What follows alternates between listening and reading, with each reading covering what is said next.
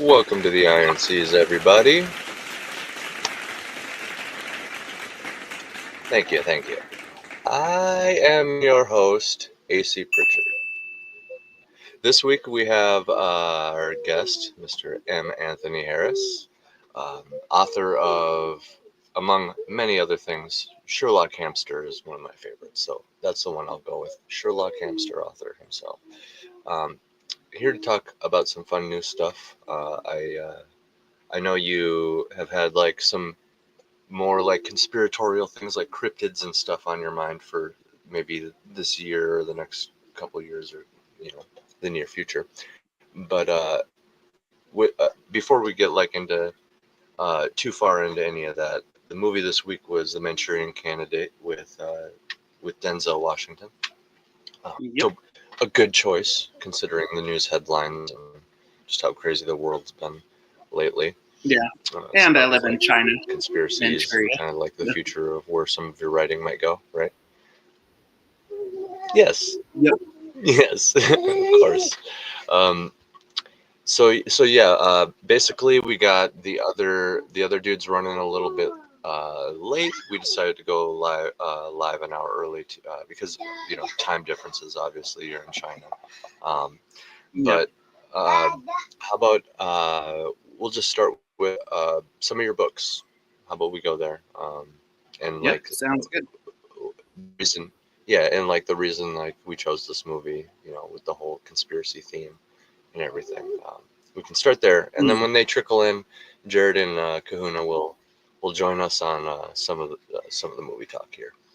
Um, Real quick Sounds though, good. before we get into your books, we got Brian McCoppin says early start, and Christian says, "Hey guys, uh, welcome to the show, guys. Thanks for joining us." And Mm, yeah, Mr. Harris, the Chinese American himself. Um, yeah. tell us about your work. Tell us about yourself. I feel like since you introduced me as Chinese American, I should start by saying ni hao to y'all. But yeah. So we kind of chose a conspiracy book or book, a conspiracy movie this week because I've been writing a lot about conspiracies, cryptids, and the paranormal this last year. So actually, just 2 days ago, I finished the first draft of a nonfiction book I'm writing, which is about all that stuff. So, like, basically, I decided I'm gonna write a series of nonfiction, like novella length nonfiction books, and it'll be like five or six chapters, and each chapter is like addressing a different paranormal or conspiracy or cryptid thing. And I'm a Christian, so I was like, oh, I wonder how dog-headed men and giants and things like modern spycraft, like being created by demons, how does that all tie to the Bible and tie to Christianity? So basically just talking about like all the weird things and kind of showing like how it ties into the Bible and Christianity. So That's a good idea because I know a lot of people like, for example, aliens or ghosts being demons is like one thing. There's also like the whole like Nephilim thing going on. A lot of like a lot of things can be attributed to demons and stuff through a yep, biblical lens. But yeah, yeah, like you could tie a lot of cryptids to that and a lot of mysteries and stuff. yep, exactly. And like if you look into some of the like if you dig into some of the lore and a lot of like the some of like the church fathers and things like that, you'll see a lot of interesting ties. Like it was actually only in about 150 years ago, they basically came up with a different idea about what demons were. But if you look at some of like the early church fathers, they basically were like the demons are the disembodied spirit of the Nephilim. So We basically, so wait, so demons are disembodied. Well, I thought the Nephilim are, for those who are unfamiliar, are supposed to be like crossbreed of like divine entities and humans, right? Like a mortal and a yes, divine, but it's an abomination at the same yes, time. Now we had this discussion a little bit in the Iron Seas Discord a while back, trying to discern through a biblical lens, like what possibilities, like what is a ghost, right? Like yeah, what rationally would it be through different lenses? And I think I can't remember the full conclusions, but I think one of the conclusions was that human spirits. I think there's some nuance to this through mm, like Catholicism and stuff, yeah, depending on what sect. But I think the conclusion is that like human spirits don't. And you can correct me if I'm wrong because I'm not super well versed on this, but like I mm, think the consensus is that human spirits don't really linger on Earth.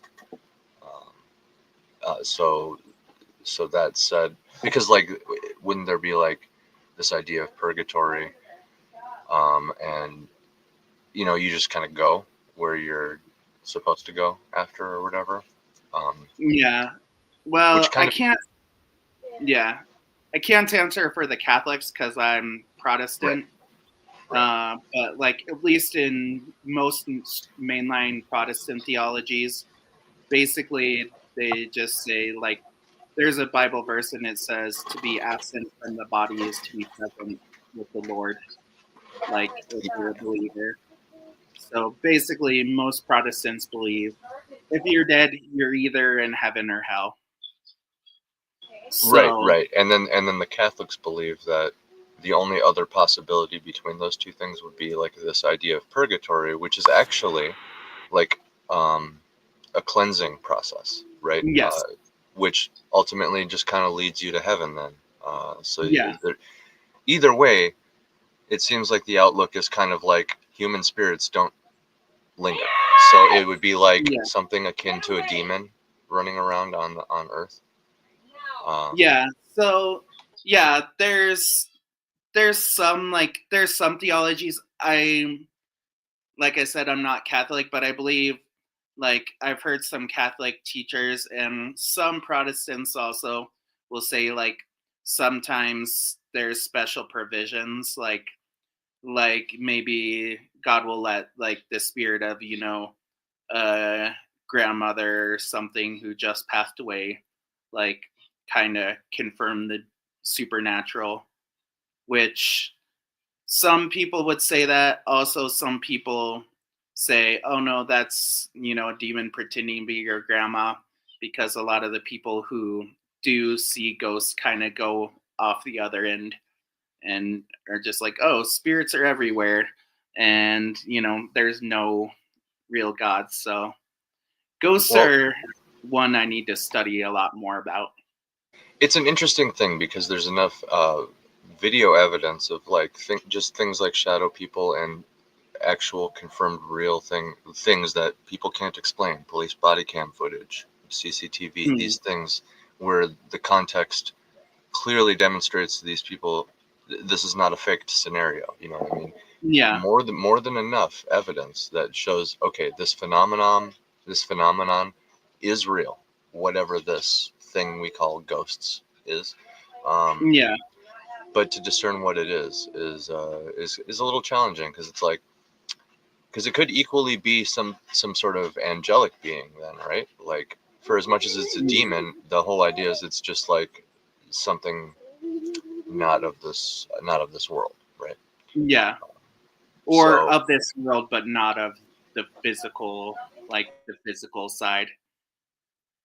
Like exactly, for exactly. me, kind of how I like to describe it is like the world we live in isn't just physical. There's a physical and spiritual, and like the spiritual is kind of like the scaffolding that holds that like basically like you live in a house and you have the plumbing on the inside and then you have the walls on the outside. And so like the physical plane is are like the walls of our world, and the spiritual is like the plumbing of our world, and you can't have one without the other if you want a functioning reality. I like that a lot. Yeah, that's a good metaphor too. Yeah, but yeah, dude. So yeah, it's interesting because the descriptions of like angels, Mm. the people who see them are always scared. Well, okay, not always. I guess there's some times where they're just like Mm. overwhelmed with love. So I don't know like every like firsthand account of you know the Yeah. canon angel sightings or whatever. But Yeah. there is this recurring theme where the person bearing witness is pretty terrified Yeah. a lot of the time. So I know the knee jerk reaction as far as ghosts and stuff is to just instantly discount it as like demonic or something.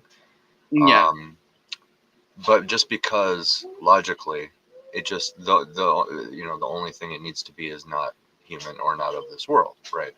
So Yeah. I that mean, well, even in the Bible, like when Jesus was walking on water, like his disciples were like, "Holy crap, that's a ghost." yeah, yeah, yeah. This is not normal. Yeah. So, which is pretty terrifying. So Mm. so so yeah. There is like probably a knee jerk reaction, especially like for example, like sleep paralysis. That's Mm. pretty intense and it feels pretty freaking evil, right? Like Yeah. like almost like something's feeding or something. You know what I mean? You're almost being Yeah. tortured or something. Um, but just seeing something or like maybe an object moves in your house, right? Mm. That's always super weird. Um, Yeah. so that because like some people attribute weird stuff like that to oh hi grandma or whatever. Mm. That's just your dad saying hi or whatever. Um, Yeah. so those people wouldn't get. And I know like evil relies heavily on charisma and deceit and stuff like that. Yeah. So it would totally like put on grandma's face to trick you. But Yeah. Absolutely. maybe there is something to be said too about some people who get good feelings about it. But then Yeah. that being said, then you got like the Saudi Arabian ghost hunters like hunting jinn by themselves on live streams. Mm. The jinn hunters, Yeah. and those things totally just seem demonic, especially when they start praying and the Yeah. stuff and the things lash out at them. It's like that Yeah. that seems pretty demonic when you just invoke a very specific god and then it gets angry. Yeah. Well, like with that, the more I study, the more like you see basically like the yeah, for lack of a better word, the demonic forces, like the evil, the fallen ones, they don't have just one playbook. Like they're running three or four different psyops on the world at the same time. So there's ones that will be like the obvious evil to scare you, and then there'll be other spirits that are like kind of deceptive or familiar spirits that'll be there to comfort you, but they're always leading you just a little bit more astray. So like with a lot of those things, usually it's like at least from a Christian worldview, like the easiest way to think about it is like, is the bringing the fruits of the spirit? Like, is it bringing love, joy, peace, gentleness, kindness, self control? And is it another question is it making you want to disconnect from like the reality we live in, or is it wanting to make you connect more? So like there's some like I wrote a chapter on kind of psychedelics in my book, and a lot of people who go on psychedelics, they say like they have experiences with like light beings and whatnot, and they'll share experiences, and they say they feel overwhelming love and like just connected to like wisdom and knowledge. But It a almost lot of these people, they kind of disconnect from the physical world. And some of them basically like, and I've heard a lot of stories of them, like they feel all this overwhelming love, but they disconnect from the world they're in, and it kind of drives them away from engaging in the world we've been placed in. So like it's using some of the fruits of the spirit, but it isn't connecting us to like engage where we're in. So it's kind of like a false, like it's a really nice trick, but it isn't there because it's bringing them to like a basically Gnosticism. If you divorce one from the other, the spiritual from the physical, then it's a deception, in my opinion. Interesting, yeah. And it, man, it is very interesting because the whole beings of light thing, there is the whole Lucifer means light bringer, Yep. for example, and inversion being inherently demonic in some cases. I wouldn't say 100% of the time, because sometimes you can do reverse inversion, right? Where you Yeah. take like something evil and invert that for a good purpose. In fact, that's one of the big guy's main plays, right? Forgot the verse off the top of my head, but it's the you intended it to harm me, but God Yeah. intended it for good, for the Yeah. saving of What many you have meant lives. for evil, God has meant for Yes, good, I believe. yes. So inversion is kind of a tactic on both sides, um, Yeah. but I a mean, little bit of a there's, a little bit of a go-to for evil, I say. yeah. I don't remember the exact psalm in the book of Psalms, but there's one psalm that literally they took a psalm to Baal, like to the demon god Baal, and basically just rewrote it with Yahweh's name.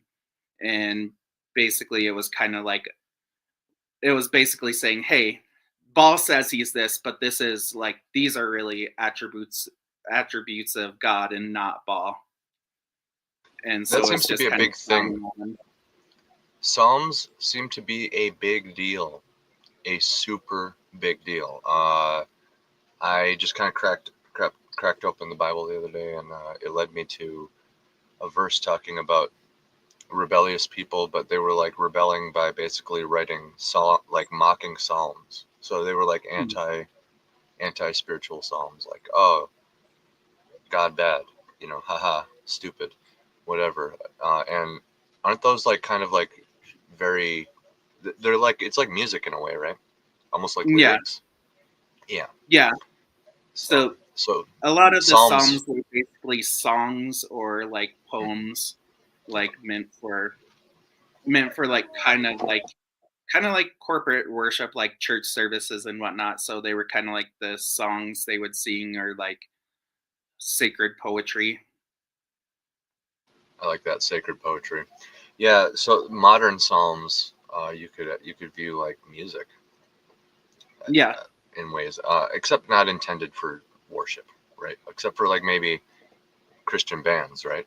But but yeah, uh, you got me thinking about something, but I lost my train of thought. There was one thought I had in mind. What were you just talking about before we got into Psalms? Was it? we were talking about like Oh, ghosts, and before that, it it was was kind it of was like how, DMT. oh It yeah, was something DMT, DMT related. like Oh, the okay, that's what it is. means. That's what it is. The ghosts and stuff seem very how do I put this? Like they intervene. It's like direct intervention. Um, Hmm. and so and we never like see them. It's always a mystery in this sort of Hmm. thing.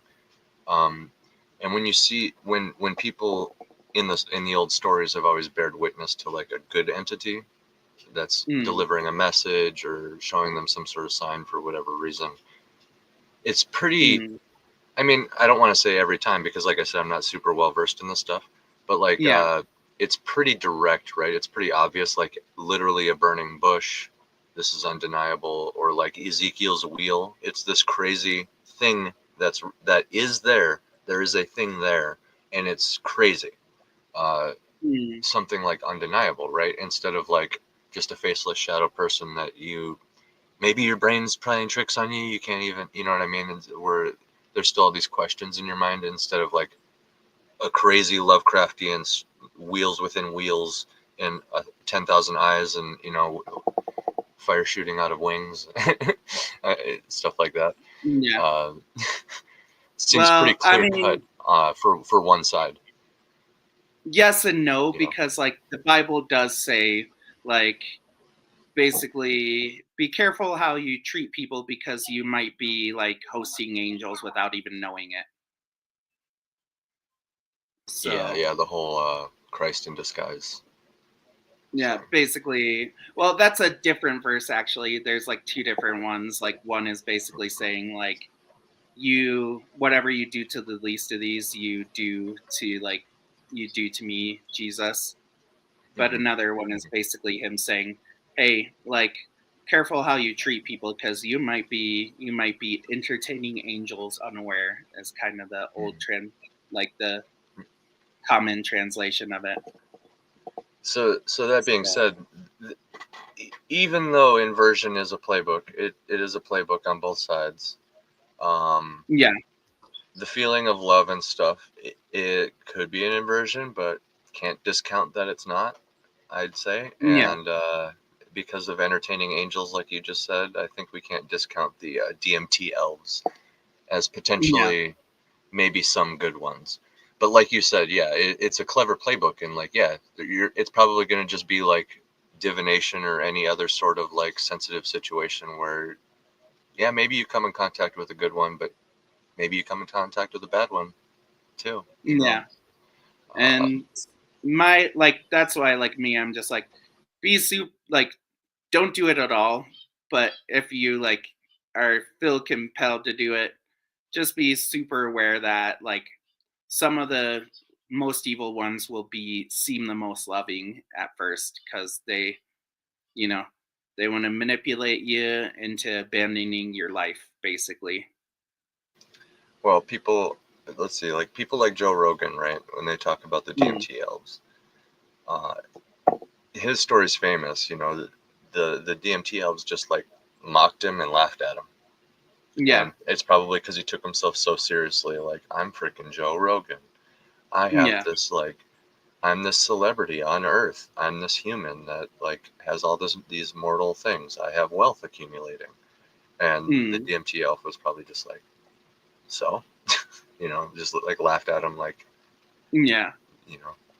So, and that, you know, so that in that case, it humbled him, or it was like a humbling experience, which I think, if you judge by the fruits, that's not a sick fruit from a thistle, as the stories would say.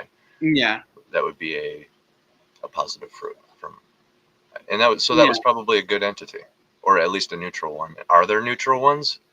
I don't even know. Neutral just seems like another way of saying like, bad. That one's under dispute. I would say most mainstream theologians would say no. There's like good and bad. But there are some theologians and like some Christian researchers who are like, no, there seems to be some instances of neutral beings in the Bible. So, but that one's pretty unclear. But I would say err towards more just the good and evil. Yeah, because there's like there's divine and then everything else from the sense of it. We as humans would be the closest thing to the neutral entities, right? Yeah. We're with our free will, and being able to choose which side. And we got another third entity, Mr. Jared Kristen. Manthony. Yeah, Manthony. It's in the chat. Hola. What's up, buddy? Not much. How are you? Good, man. How are you? Doing okay. Good to see you, man. Broadcasting from the future. Yep. From tomorrow morning. I will never let that joke go. I know it's old, but I will never stop. What, Manthony? No. He's calling from the future. Oh yeah. Traveler. He's He's helping us learn about Manchurian candidates. Actually, we're talking about cryptids and mysteries, and actually pretty spiritual talk, to be honest, because that's going to be your whole theme for the next. I'm not even going to say going forward, because as writers, and Jared, you know this too, we can always just get into something new, right? Yeah. So I would say it's for my nonfiction series I'm working on. Gotcha. Yeah. He's going. Yeah, you posted about that last week, or week before last, didn't you? I've been posting about it for a while now, but okay, yeah. I think that was the first time I saw it. Was about a week and a half ago. It's like, oh, that sounds good. Mm-hmm. I like that. Mm-hmm. Cryptids and mysteries through like a biblical lens a little bit, so you could choose the specific ones that are kind of in line with that. So like this first volume of the nonfiction I'm working on, like I cover a couple. I'm not gonna say everything, but I cover like some weird ones, like dog-headed men, and did fallen angels create the CIA? And that's interesting. I like that. So I think they might. You should get in contact with. What's that? Yeah, I think you're right. You know who you should get in contact with though, Harris? Belmont Press. He's he had a show called Cannabis and Conspiracies. It would just be about weed and talking conspiracies. So like, but he would do a lot of research before every single one, right, and plan it out a little bit. So he might know a little bit like about the dogmen and stuff. Because I know dogmen are actually a pretty strong recurring, oddly enough, pretty strong recurring theme. Like just think Anubis, goes way back. Yeah, no, it's really interesting because there's like some really famous historians like Herodotus and who was the other one? Herodotus is like one of the main ones, but he was like really famous Greek historian, kind of known as like the father of history. And he's just like, in India, there's this tribe of dog-headed men, like they talk with barking and whatnot. And then he's like, oh, but these other things, like these shapeshifters, that's total crap. But yeah, there's just tribes of dog-headed.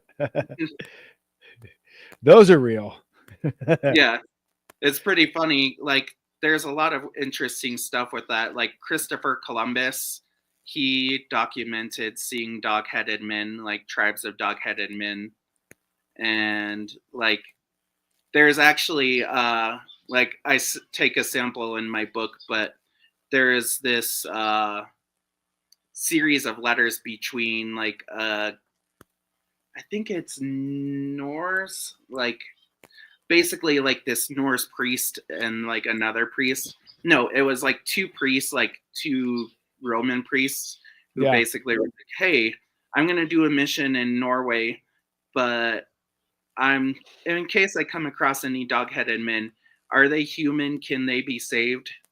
So like there's just a series of like these letters between two like priests, high up priests, and they're like, oh, are dog-headed men, like, are they men or are they monsters? Can they come to Jesus? So it's pretty interesting because it's like, an actual historical document. Yep. But they're just like, those are always the ones that I find the most interesting, I guess, is the number of those accounts that have commonality across cultures. Yeah. And like the Bible doesn't mention dog-headed men, but it does have a similar thing. Like when it's talking about David's mighty men, it says one of the guys basically he fought lion-like men of Moab, and basically the language used in that, like basically the language they used wasn't saying like lion-like courage. It was basically like lion-featured men. That leads me to another mystery. because there's this whole thing, and even like people like George R.R. Martin touch on this a little bit. It's this whole idea of like what you're talking about, animal people, like almost like somebody at some point in time was doing like some experimenting, right? And so, and it's also kind of like super literal usually, like a person with a dog head, right? Yeah. Like that's pretty crazy. It's pretty like out there, right? And you get all kinds of different variants of this. But, you know, like I said, George R. R. Martin and others even get behind this a little bit. It's like, where does that come from? Do you think, like, okay, let's say dog men, like, for sure exist, right? Which I haven't looked into that as much as, like, the jinn and ghost stuff, so I can't, like, yeah, confidently. I've looked into it more than the jinn and ghost stuff, so yeah. I know more about this side. So actually, like, if you basically, it's a set of 3 books, and we would call them like apocryphal or extra canonical, but there's the Book of Enoch, and it's first, second, and third Enoch. They were kind of like commentary on Noah's times, like pre-flood times, and like the second 2 are kind of under dispute, but like the first one is directly quoted in the Bible like twice. So like in First Enoch, though, basically it says, like, when coming back to the Nephilim, basically it says that the fallen angels didn't only like mate with humans, but all flesh was corrupted, like basically saying like all species were corrupted. Yeah, so it's like it wasn't they weren't just mating. It was like, yeah, there was like experimentation or something like weird like that going on. Yeah, so basically a lot of the Christian paranormal researchers are like, oh, okay, so like the Bible quotes First Enoch, you know, it's not biblical, but like the writers of the Bible reference it in the Bible, so it's still pretty trustworthy. So it's like a good good resource. But basically it's like they say, yeah, they just corrupted all flesh, and so some people think like, oh, that means like they genetically manipulated like and created these hybrids. That's why, you know, all around the world there's stories of like dog-headed men from like China, where I live, to America, to India and Africa. Like actually, I think in Ethiopia there's like cave reliefs of, is it cave reliefs? No, there's sculptures of like ancient sculptures of dog-headed men. And but like basically, yeah, all across the world there's these animal human hybrid creature things and these chimeras. So that's kind of that's kind of the main ideas. And obviously, like Anubis, and I think the Aztecs have a dog god. You could start with the gods, like look at all the gods, and there's quite a few dogs in there, like dog-headed ones. And if some angels could pass for humans, like, you know, if you might be entertaining angels unaware, that might account for, like, you know, Anubis and Nubis and some of these gods. They might be like, basically, like the Bible, when it talks about Nephilim, it was like they were the mighty men of old, and basically that's like one of the words for like, sorry, I'm getting a call. I'll have to go answer that. I think that's my wife. Oh, do it. Do it. Yeah. Sorry. We'll catch up. So yeah, I'll here's what I'll do. I'll do this. Boom. So, how's your night been, Jared? How you been? How's your week been? Give us an update. Week's been good. The weekend was nuts. The weekend was really busy, just with all the filming. But excuse me. Yeah. It was nuts, wasn't it? Yeah. Oh, dude, it's so like it's it's just you never don't realize like how much time all normal life takes up until you're doing some sort of like really intense thing that eats up that like limits the amount of time you have for real life stuff. And so so like we're filming we filmed Friday, filmed Sunday.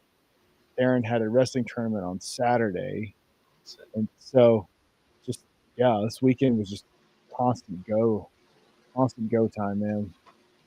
Yeah, Kahuna was this weekend, was that Kahuna or was that last week? Last weekend he was here. Okay. Yeah. You seem pretty stoked about that. That looked pretty cool, pretty fun. I'm stoked for your new movie. Yeah, it was a lot of fun. This weekend, the shots that we got shots that we came out they were really. They come out good? Yeah, man. Yeah. Yeah. Cool. Like we got like really we only have there are two major set pieces we need for the rest of the film, and then everything else is just like left for the trailer. The rest of it is all just like little bitty, like little B-roll stuff here and there. Mm-hmm. All the major set pieces have been filled though. And cool. It it is it's pretty cool. It's pretty cool to be getting it wrapped up. We're running into the issue right now. It's like we have to have we're looking for an interior set piece where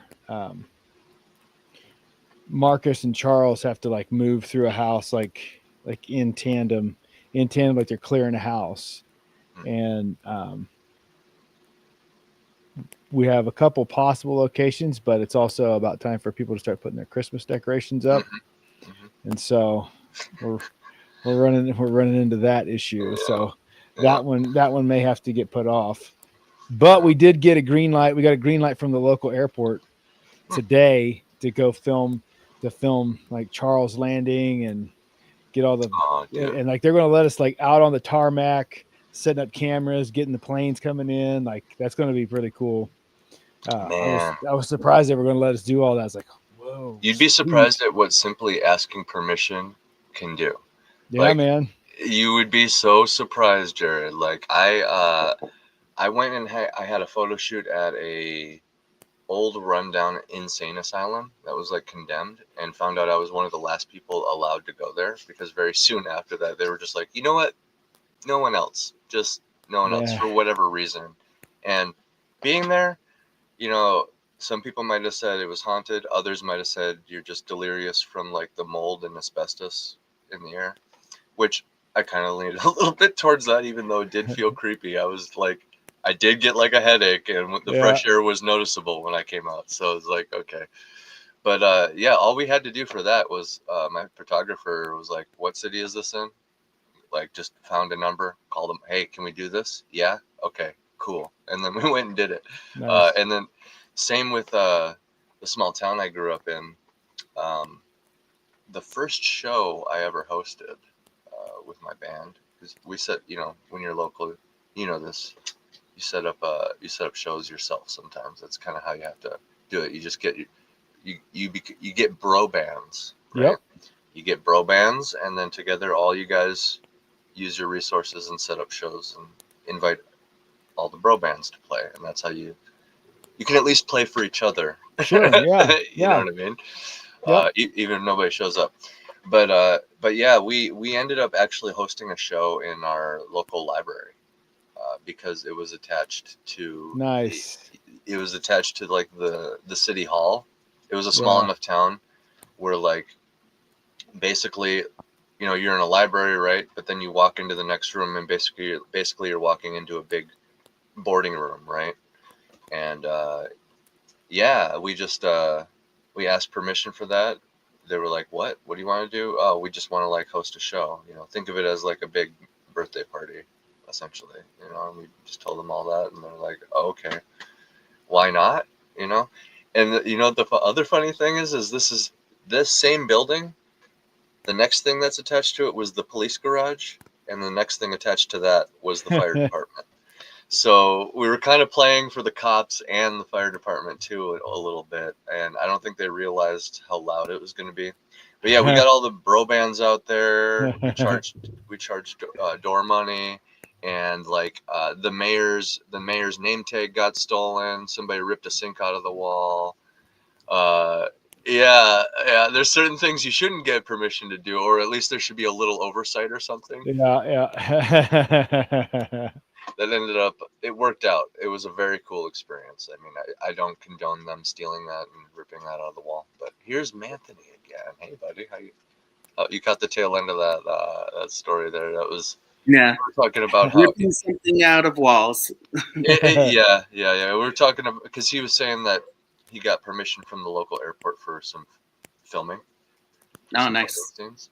And I was just thinking how cool that is, and all he had to do was ask permission.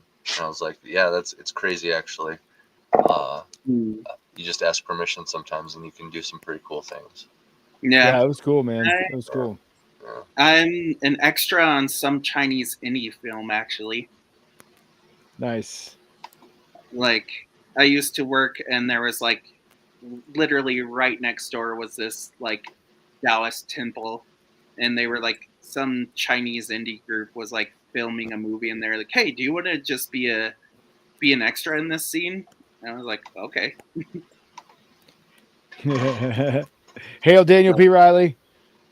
And hail heavily. Oh, was that Evaleighmusic? Why am I speaking Spanish to them? That's odd. You're an American living in China speaking Spanish. What's funny is like to the Italian. I've noticed on stream I often speak Spanish, but whenever people actually try to speak Spanish to me, I reply in Chinese.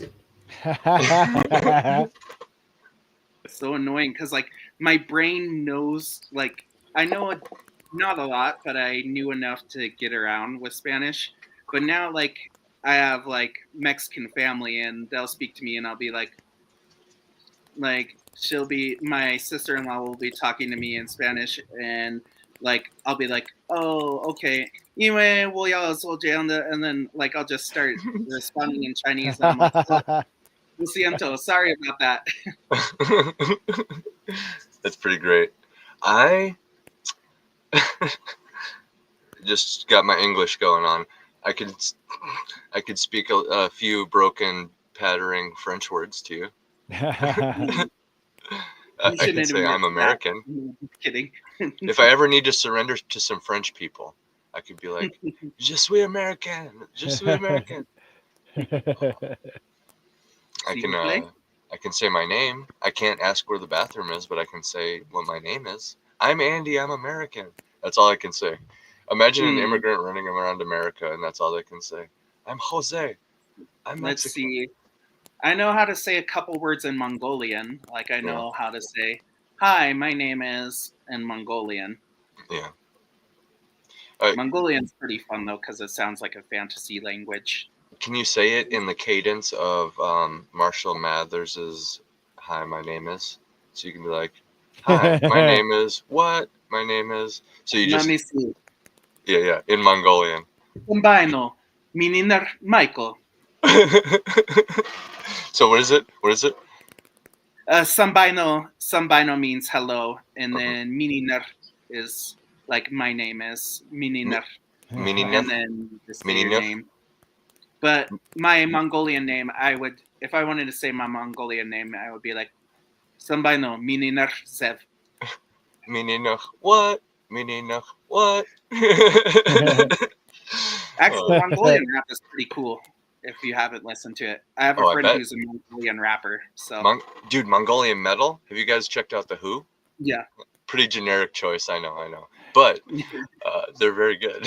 I like all that. They're like a guilty pleasure. I could be like the metal nerd and be like, so if you really want to go into Mongolian metal, you got to listen to Sold and Nine Treasures, and actually both of those are good bands. So and we got Evalie in the chat too. So like, you know, we could have some music talk right now. We kind of are, but we could have some like good in depth. What are some sleepers as far as Chinese music? Kind of an aside, more about your country than you. Yeah. Two of my favorite bands, like one of my favorite bands, basically with Chinese music, I have two favorite bands. One's like electro pop from Taiwan, and the other's like Chinese folk black metal. Those are like my two favorite bands. So there's a really good Chinese folk black metal that like focuses on like mostly like World War II, like for their lyrics. It's called Black Kirin. That's like the English translation of their name. What's Kirin? Like, isn't that some sort of like devil or god? So that's the like English translation, but in the name, their Chinese name is Hei Qi. Qiling is the animal. So like, if you've seen Japan and China, have you seen those like creatures that look like half horse, half dragon? Yeah. Yes. So those are Kirin or Qiling. Okay. Kirin's like the Japanese translation that Americans are familiar with. So the very literal Americanized way to say it would be like black horse demon dragon. Yeah. Black horse demon dragon. Yeah, black horse dragon. Okay. Yeah. I'm here for it. Yeah. Yeah, in Chinese and Japanese myth, the Qiling or Kirin, they're basically like they're like horse dragon things, but they're messengers of the gods. So they're basically angels. Yeah. That's cool. And you can find interchangeable things like that all the time. With things like that. I suspect you might want to dive into some ancient aliens and just disregard the alien part and look at what they're actually. Because one thing that show does do good is because they're so desperate to deliver their message, and they have FU money from the History Channel to do it. They succeed at showing you the world. They're just trying to sell you aliens the whole time. But I do appreciate the world part. I do appreciate seeing the world, guys, because it's like there's some of these things I didn't even know existed until these guys were trying to sell me aliens using it. And then there's also this, and here's why aliens. It's like, wait, there's also this. What? Tell me more about this. Yeah, aliens. Tell me more about that, though. Like, show me more pictures. That's crazy. Yeah. So, and then they do. There's some good moments where they show like the original hieroglyphs or the relics. Yeah. So you could like pause it and like really like zoom in, get a screenshot of whatever There's idea a lot you of might cool get. Stuff like that. Like a really famous example that more people might know is like if you've heard of Angkor Wat. I think that's how you Angkor Wat is crazy. Yeah. Like on their carved reliefs in Angkor Wat, they have like all these animals, and one of them is basically a stegosaurus. On their wall? Yeah, like just with all these other animals, it's just, oh, there's a stegosaurus just chilling with these. There is a whole genre of relics that have dinosaurs and humans on them. Yeah. I'm a dino human believer. Like dino and humans interacted believer. I think they did in some capacity. I don't think, there was definitely some sort of overlap there because. Yeah. Just from like, I don't know, a scientific perspective, right? There's some evidence just in our psyche with dragon lore. Okay, there is the explanation why dragon lore exists in every culture across the earth, no matter what. It's just like, humans could just spring up on an island in the middle of the ocean, and for some reason they'd be talking about dragons still. It's because dinosaur bones. Or at least dinosaurs at some point. I am. Unless you find a dinosaur skull. Right. Yeah. It's like, and it has the teeth, and you're like, oh, I've killed a lizard before. I know what their skulls look like. This looks like a big lizard. Yep. Right? Yeah. Pretty easy to do one and one there. For me, I go the more esoteric route with dragons. I'm a believer that dragons are angels, which sounds super weird until you look. Well, I also think some dragons were dinosaurs and some were angels. Wait, you mean like the divine Chinese dragons? And some Western dragons too, like spirit dragons. Like if you look into, like in the Bible, there's this class of angels called the seraphim. Mm-hmm. Yeah. If you've ever heard of them. Oh, so, the angel class is fascinating. Yeah. So seraph, like one of the main meanings of the word seraph means fiery flying serpent. That's interesting because of other serpent symbolism. Yeah, and another interesting thing is if you look throughout the world, there's kings, like basically kingship is tied to dragons, like throughout Asia and Europe. And like, so like in the Bible, seraph are actually throne guardians in heaven. So my theory is that like basically why there's like these motifs is some of them were interacting with fallen seraphim, and going back to like the Nephilim being like the legends and kings of old, they might have been offspring of the seraphim, and so like they're basically tied to these fiery flying serpents who serve as their own guardians. Oh wait, so you're saying like when the big Enoch moment happened and the angels rebelled and started impregnating humans, you're saying that there is different classes of angels which have different descriptions. For example, a flying fiery serpent. So when one of those decides to rebel alongside all these other, which might be like a diverse gang of angels, right? Like this diverse cast of angels. Yeah, basically the Bible says a third of the heavens fell. So, okay, a third, which would probably include a little bit of everybody. So so yeah, you get this fiery serpent class impregnating a human, Enoch style, and you get a dragon. Yeah. Somehow, that would be crazy, and that's just one corner of the lore. Yeah, and I also think people like interacted with dinosaurs because there's some evidence for that, and also because it's too cool to the rule of cool applies. But also like there's evidence, like there was a part like I don't know if it's national park or like regional park in like Texas where there's people's footprints right next to dinosaur footprints in like the same strata. And yeah, I've seen that. Yep. Yeah. Out of place artifacts, dude. That's what I'm talking about. Yeah. There's pottery where they're riding dinosaurs. There's no reason for them to know really what, like, okay, so there's it's even one thing paintings in the 1500s of people with dinosaurs.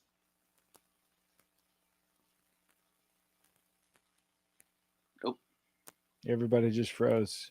Oh, yeah. Okay. I thought it was all of us. I thought it was all of us. No, it's just Andy. Andy got fed froze. Yeah. Start talking about this conspiracies and Andy freezes up. Yeah, I was like, did everybody freeze or is that just Andy? Because we kind of froze too for a second. I hear him. Oh, no, lost him again. I'm back. Can you hear me? Yeah. Am I here? Yep. All right. I forgot what I was even saying. But anyway, that was right when you mentioned the 1500s. So we might as well talk about Tartaria at some point. If you're down for that, if you've ever heard of it.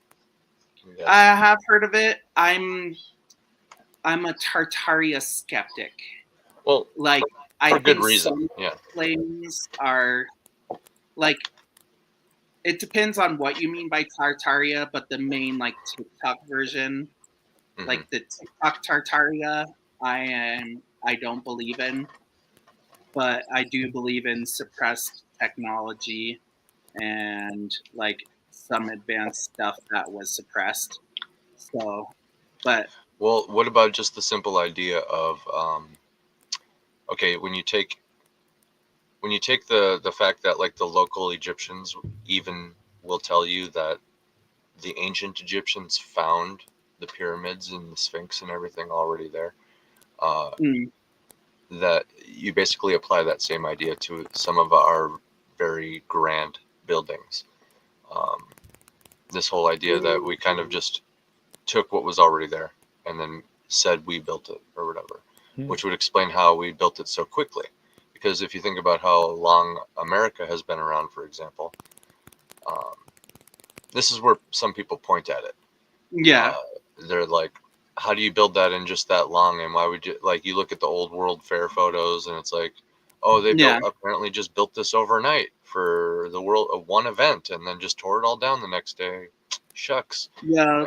Yeah. Then, with that, I like when you look into it, like basically we had roughly a couple million slaves, also had like up to like 20 million just itinerant workers in America at that time. Yeah. And like combo slave and for like other like people from nations, it ends up being like close to like 20-30 million skilled builders who came around that time. And when you actually look at the construction of these things, they look nice, but they weren't the greatest made. Yeah, like so, just plaster, basically, right? Yeah, kind of like what they do in China. They erect buildings really quick. They look nice, and they aren't great, and you tear them down a little bit later. Oh, my condolences for your guys' bridge, by the way. That was actually catastrophic. Pretty visceral footage, not gonna lie. Yeah, that was pretty far away from me, so yeah. That just, I remember I saw that one, the footage of that one collapsing, and then I started thinking about that other new one that they were really promoting hard a few weeks ago. This like got the restaurant on it, and it's like that's hilarious. I haven't even heard of that. Yeah, there's a bridge, there's this gargantuan of a bridge in China somewhere right now that had like one of the stanchion assemblies has a restaurant at the very top of it, and it's all glassed in. You can have and there's like several other attractions that are built into the structure of this bridge, and it's also a just massive bridge. It's like, I wonder how sound the integrity of that bridge is after seeing that other one go down. Yeah, I haven't even heard of that, so I wouldn't know. Yeah, sometimes I'll pop in with Anthony, and I'll be like, "Yo, did you hear this? Is this happening?" And he's like, "I don't know, man." And I'm just like, "Okay, all right, stay safe." Yeah, China's pretty big, so it's like bigger in area than America. Yeah. That's so crazy. Like basically, I'm in like the Montana of China, so it's like it's kind of like asking, "Hey, did you hear about this kind of local news story over in New York?" Kind of. Yeah. So I'm like, nope, no clue. No idea. No, that's true. Sorry about that, but yeah, I'm gonna chime in and ask. Yeah, it's also one of those things like people in China will ask about like news stories in America, and I'm like, oh, I have no clue about that. Like, there's because it's some local thing that like China promoted to kind of either something that aligns with their values or something to tear down America, and it's just something that caught their attention. So it kind of works the same with America's news with China. Yeah. You can make fun of Minnesota because of the Somali. The Somalians, by the way. Yeah. See, they knew he was going to say. They knew he was going to say Somalians. They throttled his internet. Yeah. Yeah. No, China had a purge of like Africans a couple years back because they're like, oh, yeah, too many immigrants in the coastal cities. Get out of here. Yeah. This causes problem escalation in crime. Situation. If they ask you anything, he just comes back mid thought. we didn't catch any of that, dude. You were so frozen. They got me. As soon as you said Somalians, they throttled your bandwidth, man. That's it. You can use Somalians in Minnesota to make fun of us. I give you permission as a Minnesotan. That's it. They ask you something next time, be like, I don't know about that, but did you hear about Minnesota? All the fraud, man. Yeah, they're saying everybody's autistic. Literally. Just in the Biden administration, it shot from 3 million autism claims to 400 million almost. Jeez. Yeah. 400 million. That's 400 more than from 3 to 399 million. From 3 million. That's more than the population of America. It's crazy. It's crazy. Yeah, I thought the population was only 350. It was something like that. I don't know. Maybe no. Yeah, because it's absurd, guys. It's absurd. It's a lot. It's billions of dollars being like shipped out. Yeah. Billions. Yeah. Talking about conspiracies, I am almost certain he opened the borders to enable human trafficking. Yeah. Oh, of course.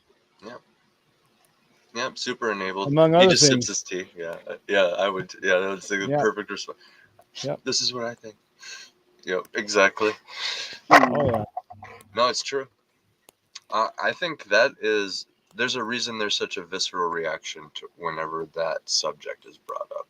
Like when Sound of Freedom came out, it was actually super embarrassing, secondhand embarrassing for anybody who tried to like talk crap about that movie for the themes alone. Like you can talk crap for a whole bunch of reasons. If you're really this evil person with these motives or whatever, you can find real reasons to talk shit about a movie. But to talk shit about it because it has themes of like saving kids. Yep. Nasty, dude. Absolutely. Yeah. Super nasty. Like I could understand having problems with like what's his name, Tim Ballard or whatever, because there's a couple iffy things, but you're just talking about like, hey, we shouldn't be making movies promoting getting kids out of sex slavery. Ridiculous. Excuse me, what? Could you repeat that?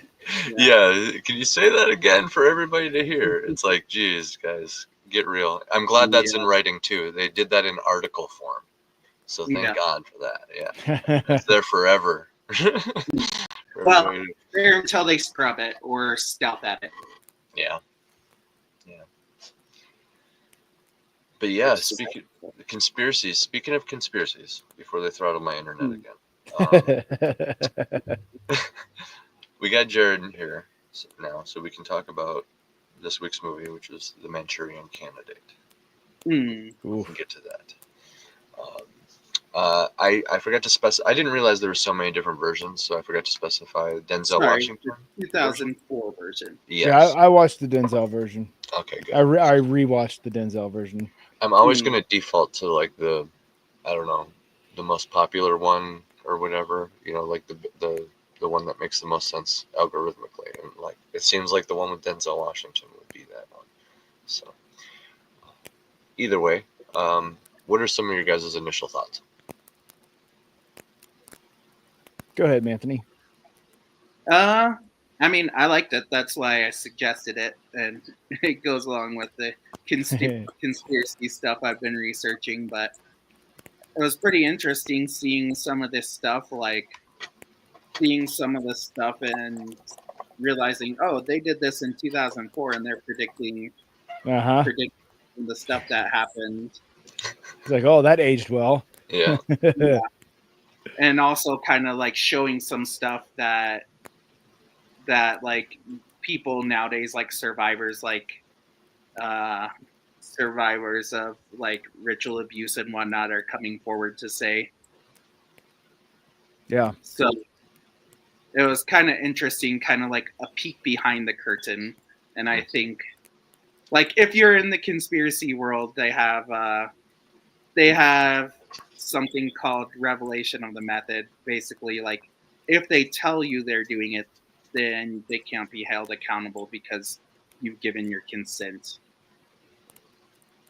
And so I think there's a lot of truth to some of this stuff. Like one of the creepier aspects of both the original and this movie is like the mom is like it's heavily hinted at that there's incest. Oh, she's boning him. Yeah. That aged well. France. Just gonna say it. Yeah. Hasn't Yeah. been I disproved must yet. miss that one. Oh man. Oh yeah. So Macron. very quick aside for those who don't know. Allegedly, the royal family of France, incestuous, two dudes.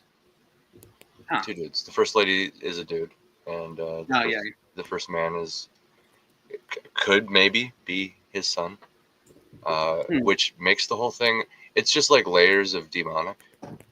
Yeah. There's totally a whole like ritual going on there. I think that's a good conspiracy, true or not. Like the whole lore and story and everything around, like what, and it kind of points to this whole idea that France is kind of a demonic state in a way, and has been. If I had to point at an event, I would point at two events. Right, it would be like the French Revolution time. That's a good time for like a complete spiritual overhaul. Because think about France as a core idea from the beginning with Charlemagne. Charlemagne, like freaking, wasn't he like a warrior of God, Charlemagne? Yeah. Most, I mean, and then going to modern France with the Olympics that we saw. It's like, I think the French Revolution would be a good time for like all the morality to just like, because you basically cut the head off of the entire country and reformatted it from the ground up. And then from there, you get people like Napoleon in there doing crazy stuff. The whole country just like shifted and shaped multiple times in that time period. There was the revolution itself was multiple crazy stages of crazy shit happening. And then France straight up got conquered by Germany in the Great Wars, you know? So it's like, that's going to reshape your country too. And what a great way to let evil in. Germany was getting conquered. The Nazis were by evil people. Sorry, based folk, but fake based folk. Mm-hmm. Germany was like a weird neo-pagan cult. The Nazis were. They weren't Christian. So they got conquered by that. Society. You combine that with the lack of morals from like the French Revolution, then it kind of does look like something like a realistic scenario where a modern demonic state forms. Yeah. And then it leads to this like crazy royal family that's an inversion of everything. Yeah. Literally. And like, if up. you believe, like, there's a lot of people who've come forward, and even some like Epstein survivors talk about it, like basically, well, actually it's just common knowledge, like with the pedophile rings, incest runs deep, and like a lot of the people say basically they use it as like demonic rituals, like a ritual, powers. So, as many inversions I think that's being hinted strongly in the movie, kind of them showing, hey, there probably is a lot of this in the background with people in power. Yeah. So aged well. That little aside. When it came out, a lot of critics found the idea of private corporations secretly controlling American politics through brain implants, excuse me, and rigged elections scarily prophetic rather than ridiculous. At the time too, and it's because post 9/11. Yeah, like they have like a little clip, and like it's kind of like news running in the background, but they mention the electronic voting machines and like. Wow. And they're like, did they say no ID? Well, no. Basically, they're like, it's like a news clip in the background, and it's like there are concerns of like election security. You know, people are raising concerns with the new electronic voting. And I was like, oh, this was in 2004. Yeah. Ooh. And I was like, that's pretty interesting. One movie we should watch is 12 Monkeys, if I remember right. There's some prophetic stuff in that too, but that's neither here nor there. What were you saying? Oh, I was going to say like another thing. Let me see if I can remember it. I took some notes. It just popped out of my head. Like, like with when you were saying like the corporatized version, like there was this former British SAS guy, and he basically wrote like a book on kind of like who's controlling things behind the scenes. And he wrote it, I think probably like 2009 or something. And people were like, oh, this doesn't seem like this is all just nonsense conspiracy. But basically, he kind of predicted like from 2020 onwards, a lot of things like that. Yeah. So basically, though, like there's this idea in the conspiracy world called the Committee of the 300. And it's like basically like international CEOs like BlackRock and people like that who are kind of tied to some satanic cults. That's some real shit. I still understand. I don't understand why that's hard for people to get. Like why is something like that hard for people to accept? That is at the very least a possibility, if not a probability. Yeah. Like, I mean, just with like say Epstein and Diddy alone, it's undeniable in the very least that there's pedophile rings running things. Yeah. Yeah. Which it seems to be, as the Jeffrey stuff points to. So. Yeah. And it looks like there could be entire countries behind it. So we don't get throttled. Yeah. That's a good idea. So yeah, the movie was filled with technical excellence, right? Pretty masterful, like score and editing, obviously. Except for that opening scene. That opening scene is absolutely terrible. Yeah, like it's just like the card montage. It's like this director, like I was watching it, and it just felt like the director got a blank check for music licenses. He's like, I'm going to get all of my favorite songs right here, and it was just like this is endless card montage of Texas Hold'em in an APC, and and like just didn't add to anything. Like the story doesn't get going until they cut to Denzel when they're trying to find the route that they're going to take to get from A to B. Like it's like all of I remember just from a technical standpoint watching that film today, I was like, this scene is terrible. Because you had like over the studio credits you had one song, and then it was 5 songs cut, like 30 seconds of this song, 30 seconds of this song, 30 seconds of this song cut over this montage of card playing. It's just like you're not developing these characters at all. This is just like a director like had extra money in the budget or something. It's like, I need to spend this real quick to buy these licenses, and just chucked them all in there right in this one scene. It's like, this is terrible, guys. Come on. I think like what they were doing was trying to like show each character through the songs, but didn't do well. It was also a nod to the original movie, the 1962 movie, but it wasn't a well done nod to it. That's a good eye though, Jared. Because there is such a thing. I think you've seen guys like this. I mean, I'm guilty of this sometimes too when it comes to like music and writing too, where like you get a little overconfident when you understand something. Like when you understand something really well, you can kind of just get a little overconfident, and you can just be like, well, I'm allowed to do this because I understand it. And so he just was like, oh, just do a bunch of cuts and break all the rules here and just do whatever because I'm this guy. Because I think he has a reputation for being like a pretty good editor. Yeah. But yeah, it's funny when it backfires like that. I'm gonna let my dog out quick. I'll be right back, guys. You continue talking about Manchurian. I remember that was the first film. That was the first film though first film I recall ever seeing Jeffrey Wright in, and like, man, he was so good. Yeah, I didn't even realize that was him until recently.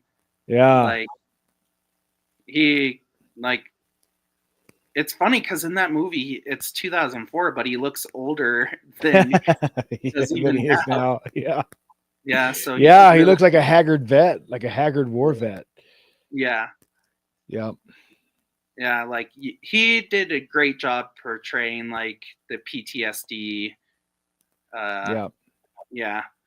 Like, yeah, because like I said, it seems like he's older in that movie than he is now, and that's like 21 years later. Yeah, right. Dude, on completely aside, he did a real weird, not a weird movie. It's just a very it was a really good movie. It was just a very I don't know, it was a very odd film with Alexander Skarsgård and dang it, I can't remember the guy's name. Do you remember the name of the movie? Something about the dark. Something the dark. He was a biologist and a hunter, and he had been hired to go to Alaska to help this lady search for her son, who they thought had been taken by a pack of wolves. And yeah, it was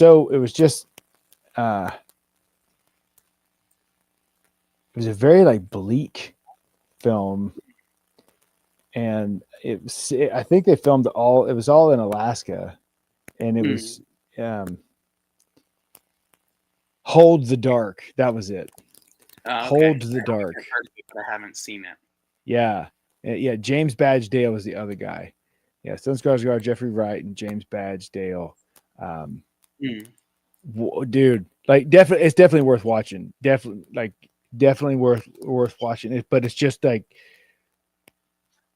it's one of those stories where the writers they don't hold your hand through the film at all. They don't give you like they don't give you exposition. They're just like, you're going to drop in, you're going to follow this guy, and good luck. And I really enjoy that, because like you're just coming into everything else that's happening in this place where Jeffrey Wright's character ends up. You have no context for any of it. And so everything that happens, you're just like, what the hell was that all about? Yeah, it's very, very, definitely worth watching. But just, it was, not a mainstream film by any stretch of the imagination. But Jeffrey Wright's just so good in it, man. And so like, watching this film was cool, because I really like Jeffrey Wright as an actor, and then to see this film, like, this is the first time I ever saw him in anything. I mean, I'm sure he probably did something did a lot before this, but this was the first film I remember him in. Like, same here. I think I first saw Manchurian Candidate in like 2006 or 7, I think. But I think that was my first exposure to Jeffrey Wright too. Yep. And then it's weird because there's like some big cameos now. Like Anthony Mackie is one of the like Falcon was one of the soldiers that got killed, like straight off. Yep. And then the other Shriver brother, like Liev plays Shaw, but then the other Shriver, his little brother played in it. Because his little brother, what's his little brother's name? His Pablo Schreiber. Like he played, and he was one of the men in Marco's company. And that was Master Chief. Like he played Master Chief in the Amazon show, and he did a lot of stuff. But he was in it. Dean Stockwell, John Voight, they were both in it. It's like, holy cow. Yeah. Dean Stockwell had like was in there for like a minute and a half, like the whole time. It's like that was it's like there were some big cameos that I completely forgot about. Yeah. I don't know who Dean Stockwell is, but I know Dean Stockwell played he did tons of stuff. I think probably the ones that the role that I think probably is he's most popular for with my generation was the Quantum Leap. He was the guy. He was the guy with a cigar, and it was always telling what's his face like this is you're here in this year, and you're this person, and oh, you're a woman. Okay. Like that. He was that guy. Okay. Yeah, I think I've seen like one episode of Quantum Leap. Yeah. So, but that's interesting. Yeah. Like who else? There was like one or two other cameos that were kind of notable. Yeah, Ted Levine was one of oh yeah, Ted Levine, that was the one I was thinking of. Kern. I'm one of the people who know Ted Levine more from Monk than than Silence of the Lambs. Yeah. I'm trying to remember. I can never remember the guy's name, but the other army intelligence guy, he's the guy from Hot Shots Part 2. It's like war. It's fantastic. Oh, I love that movie. Was it? Wait. Oh yeah, you're right. The ball guy with the shaved head. Yeah. I didn't catch that. Yeah. And what was cool about this? So this was 2004, and it was only a few years later where Jeffrey Wright landed James Bond. Oh yeah. So he was in the Daniel Craig era of James Bond. Yeah. For me, I almost forgot about that. Like the main thing I remember him from is the Hunger Games movies. Oh yeah. Yeah. Yeah, he was in the second one. The first time he was in the second Hunger Games movie, and then he was in all the rest of them after that. Or it was in. I didn't watch the last two. I watched parts of them, but I didn't watch the last two. Yeah. But he's good in everything, man. For this movie. What's that? I said they had a stacked cast for this movie. What'd you guys think of Meryl Streep's performance? I think they were trying to make her into like Republican Hillary Clinton with the writing. So it felt a little off? No, like it felt like they wanted to like make an allusion to Hillary Clinton, but they had to make her like the writer's current writer as a Democrat. Like they don't say the party for either one. Yep. Yeah. For his party or their party, yeah. Yeah. But the way they write it, it's like it was like a coastal liberal who's like, yeah, but she's a Republican. But like even down to the looks and stuff though, it's Hillary Clinton. Yeah, and for sure. Do you guys think she was a little over the top with it? I thought she did a good job. Like, she kind of hammed it up, but I think in a way like a narcissist would, if that makes sense. So it seemed like good acting to me. Yeah, I was questioning it like while I was questioning it now, like on the back end of making a movie, and I was questioning like, was some of the dialogue in there, was that on purpose to make a caricature of politicians? Because some of the politicians' dialogue in there was just so ham-fisted. It was like, I wonder if the director did that on purpose to make them super artificial. Because there were several scenes several places where it was like all the politicians talking. It's like, you're not talking like people. And it's like, and so like part of me thinks the director had them do that on purpose. It's like, yes, ham this up because this is what politicians do.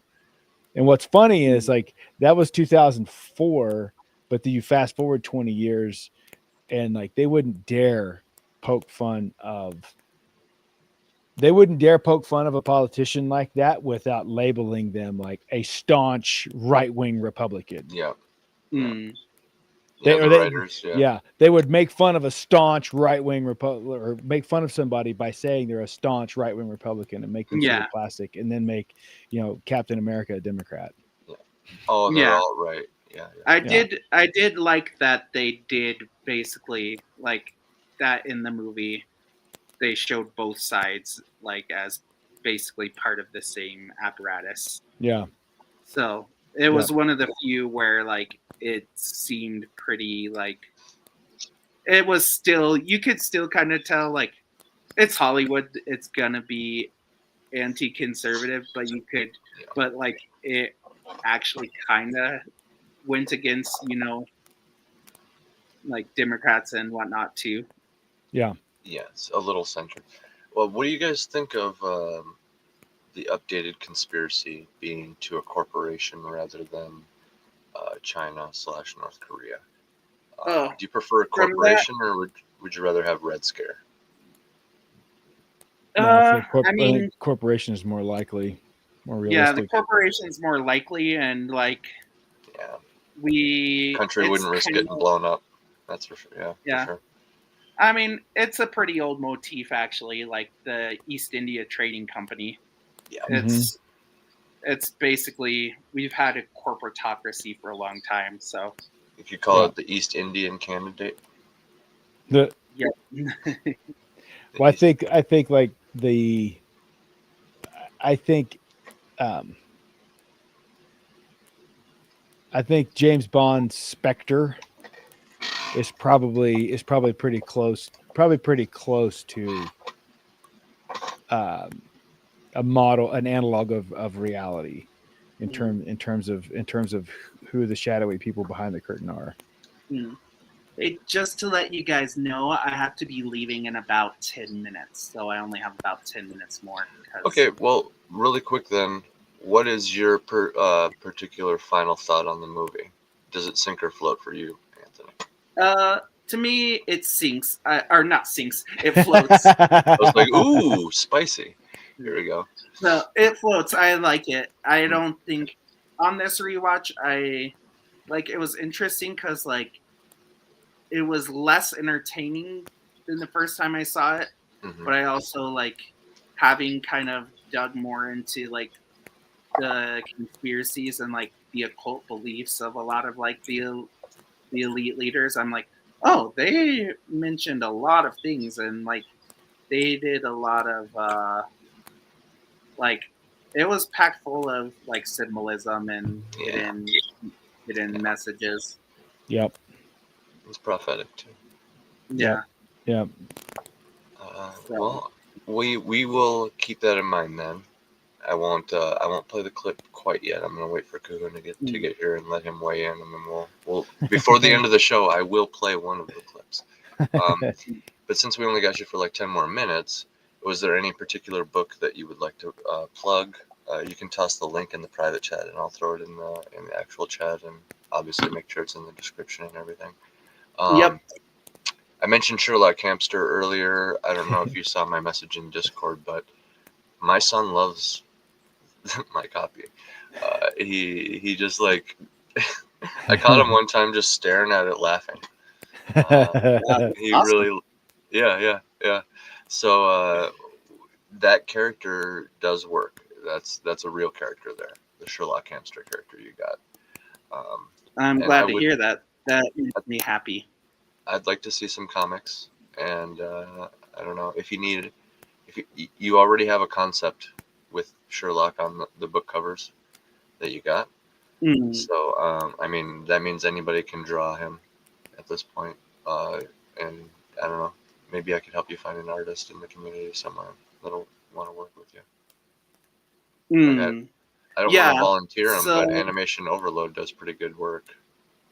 But Animation Overload does pretty good work. I'm actually. Do you know the guy who did the covers for Daniel Riley's DPRs?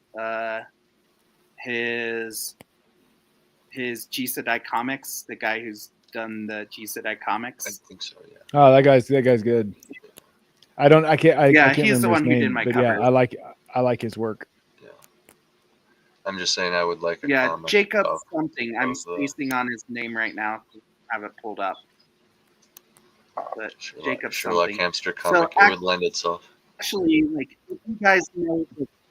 Oh, sorry. What I was gonna say, like, if you guys know the Big Based Book Cell, have you guys heard of that? Yes, sir. I have not. Explain it. Can you hear me? Yeah. Oh, I think I lost you guys. Maybe. Oh, yeah, we can hear and see you just fine. Unless he's getting throttled. Okay. Maybe my connection. So anyway, what I was saying is, like, there's a big book sale, and I have 5 books on sale for 5 or 6 books on sale in that sale. So I have like 6 of my books on sale for ebooks on sale for $1 right now. So I have Bloodletting, which is another kind of conspiracy-oriented one. It's about a cult researcher who gets caught in a UFO death cult. Like, he gets caught in the middle of a conspiracy with them to do some stuff, summon some ancient beings, and I like it. Yeah, so I have that one. That one's on sale, and I have a short story. It's with the same characters. It's not quite a prequel, but kind of a prequel. It's called The Ghost Bride, and it's basically the same character, but he's trying to stop a Chinese triad from taking a ghost bride, and there's some mythical Chinese monsters who are teamed up with the Chinese mafia. So that one's just only like a 32 pager, but it's a nice little intro. Then all my Sherlock Hamster books are on sale. And just those 5, I think. But I'll send links and can toss them in the chat. But yeah, so I'm gonna need to those collect are all the those. ones that are on sale now. And you should pick them all up because they're awesome. And AC's kid loves Sherlock Hamster. Yes. Okay. Who brought the dog? Which, yeah, Sherlock Hamster, by the way, is basically, it's not Sherlock Holmes as a hamster. It's more like, what would happen if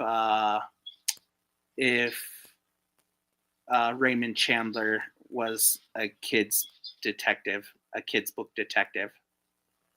So okay, yeah. So yeah, I kind of was like, oh, I want to write the Maltese Falcon, but for little kids. That's awesome.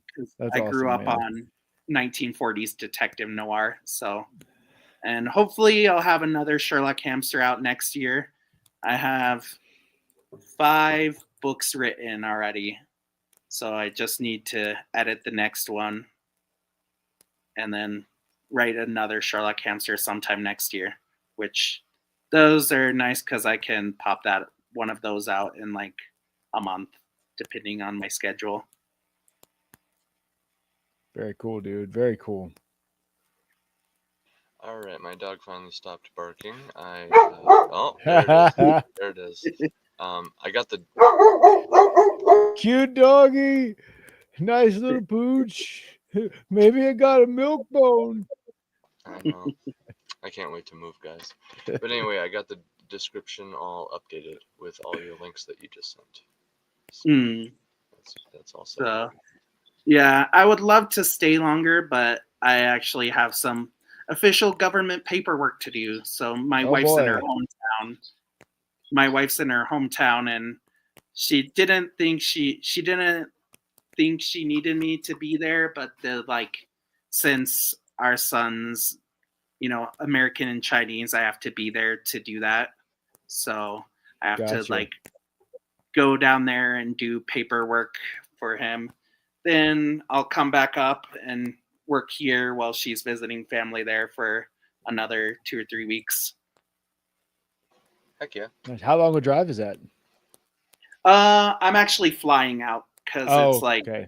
That's we found a really cheap ticket, and like I have to do the paperwork this week because basically there's like a government stipend thing and it literally ends this week. But like if we finish it like this week, we can get like 10,000 renminbi or something, 7,000 renminbi.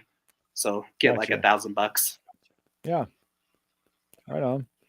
So I gotta fly out in I'll head to the airport in about an hour. So very good. Well, dude, thanks for hanging out, man. Thanks for doing this. Sounds like you have a busy day ahead of you. Yeah. Yeah. I wish I could stay longer. This was sudden, literally last night. My wife was like, "Hey, so you need to fly out here and do this," and I found a cheap ticket. Okay. So thankfully, I have some free time from work, so I have a short break from work right now. Cool. So man. I had the time. So. Well, we still got Jam. Still got to talk about Manchurian Candidate and some cool conspiracies. Yep. Manchurian Candidate with Anthony Harris. Yeah. Who lives in a place that was formerly controlled by the Manchurians. Yes. So Manchuria.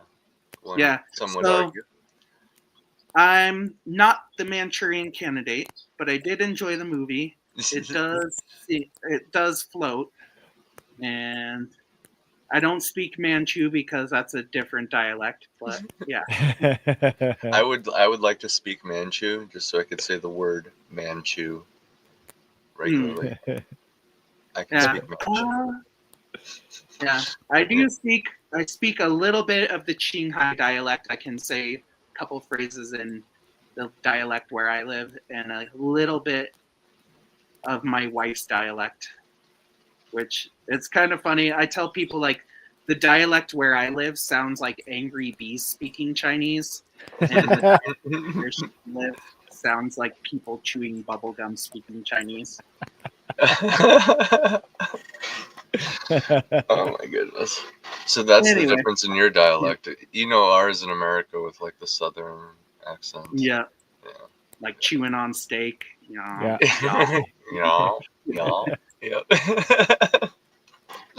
Anyway. I got a dip. It's been good. I wish I could stay longer, but yeah, I gotta go. You're good. See you, brother. Have a good one. See ya. Have fun. I think I'll just tune in to listen without me while I'm finishing packing and doing stuff. Awesome, man. That. Yeah, we'll just be nerding out about music and maybe we'll just keep the conspiracy theme going. Good. Sure, it'll get weird when Kahuna gets here. He knows some good ones. Anyway, have a good one. See you, buddy. Cheers. See ya. So, this week, Jared, I have been just crazy busy working on music. I've been hitting it hard. Doing the nice, music. Dude. Yeah. I haven't had access to my good mic, which is right over there. Which, by the way, after the move, I should have an upgrade in sound quality for Iron Seas. Very cool. Probably going to use my vocal mic for the show. But yeah, I've been just doing everything I can aside from that, which I have that Necromancer EP with the song that we did together on there, and I was able to grab some of the vocals off of those and rework it with new instrumental tracks. So those are actually, each one sounds better than the last, and I actually think it comes down to I'm actually starting to kind of catch on with the whole sound mixing thing. Yeah. Like I can almost it's at the point now I can look at sound waves and kind of like I kind of understand what's going on a little bit there when I look at them, which is a cool feeling. But yeah, I can't wait till my family's big move so I can set up this mic and finish that up. You mentioned you've had a busy week too, a lot of like filming and stuff, right? Yeah. So Friday we filmed. We had 2 locations. Friday we filmed here in my town. We filmed a scene where Walter and Marcus meet the mayor to tell her that there's a serial killer on the loose in town. Then we moved down to a place down by the ranch. It's actually on the ranch. It's where we filmed the campfire scene when Kahuna was here. But we just shot in the cabin behind it. So we did like a wood cutting scene. I ended up splitting a whole bunch of firewood for that scene because I prepped a whole bunch of these big like larch rounds, and then we filmed everything we needed for it, and it's like, well, I prepped all this stuff. I might as well go ahead and cut it. So there's a whole lot of footage of me chopping firewood, and then we filmed on the porch that night. So yeah, we ended up doing four scenes Friday, and then Sunday afternoon was just that Marcus finding Winston at the in the barn, like that scene. I think I sent you part of that. Yeah. All right, yeah. So that's what we did Sunday, and that one came out. That one came out better than I thought it was going. I knew I thought it was going to be good, but I didn't realize it was going to look that good. I mean, that scene looks so good, man. Jeez. Dude, that's kind of how I feel about this album I've been working on. I'm just like, yeah. Whoa. That's why I had to like admit, like, I think I understand it better or something. I don't know what's going on, but like, yeah. Oh man, it's cool when it turns out. Was it like lighting or like what do you think really sold it on that scene for you? No, it was Perfect. It was the shots, just the shots, shot composition, and then flow, because like and then a little bit of luck. The one shot that we got from the feet down to the blood dripping down the wall on the barn, and it's just that slow pan down. That was a B-roll shot that our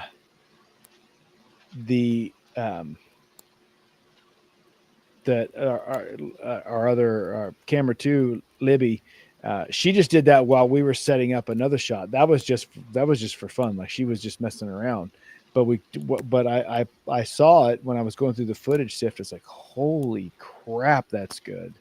So I ended up using it. So it was like the combination of all that stuff kind of worked out really well. That scene's intense. That scene's going to be a really, that scene's like a big turning point for the film too. So it's a pretty pivotal scene.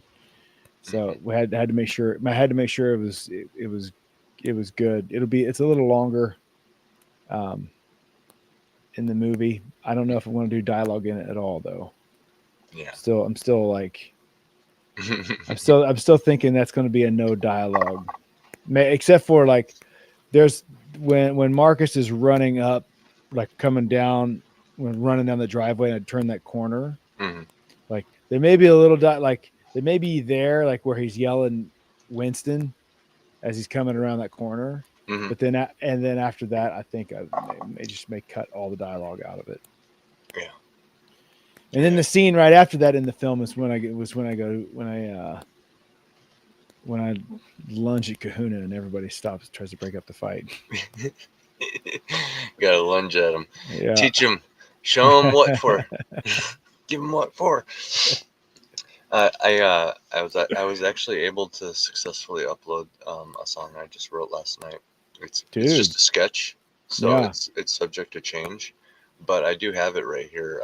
There's no words or anything, but yeah, play it, man. Yeah, pretty stoked on how it came out. Let me know volume. Let me know volume on this, and like I'll give you up or down for volume. Yeah.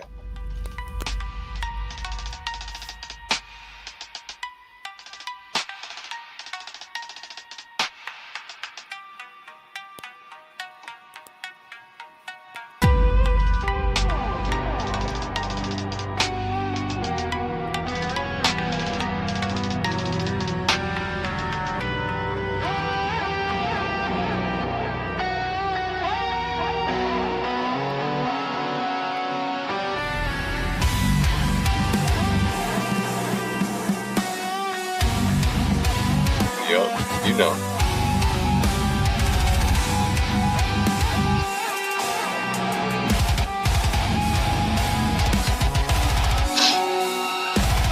You know.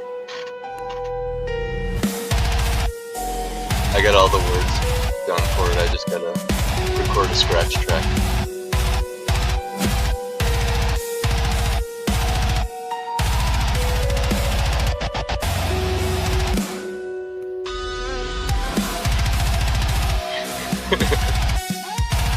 Oh yeah.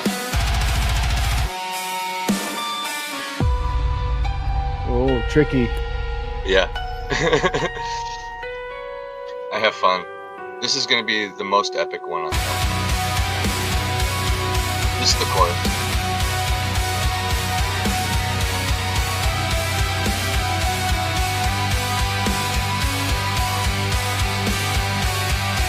I love that beat, man.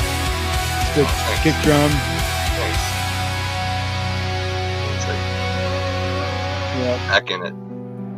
Oh.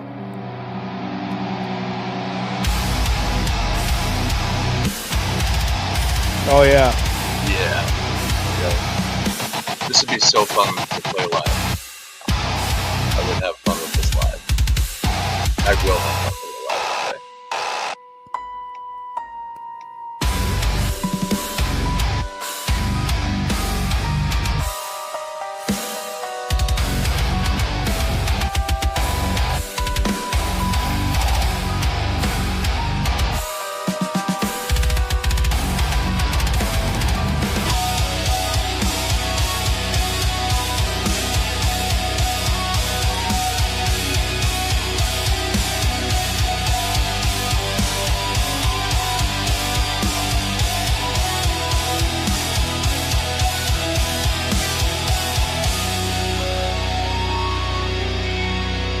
I was looking for it to go again, man. I was looking for one more turnaround. It's gonna go again. It'll go again one more time. It's not until the trap beat kicks back in that you know it's the end of the song. So this is the bridge. Very chill and creepy, building back up.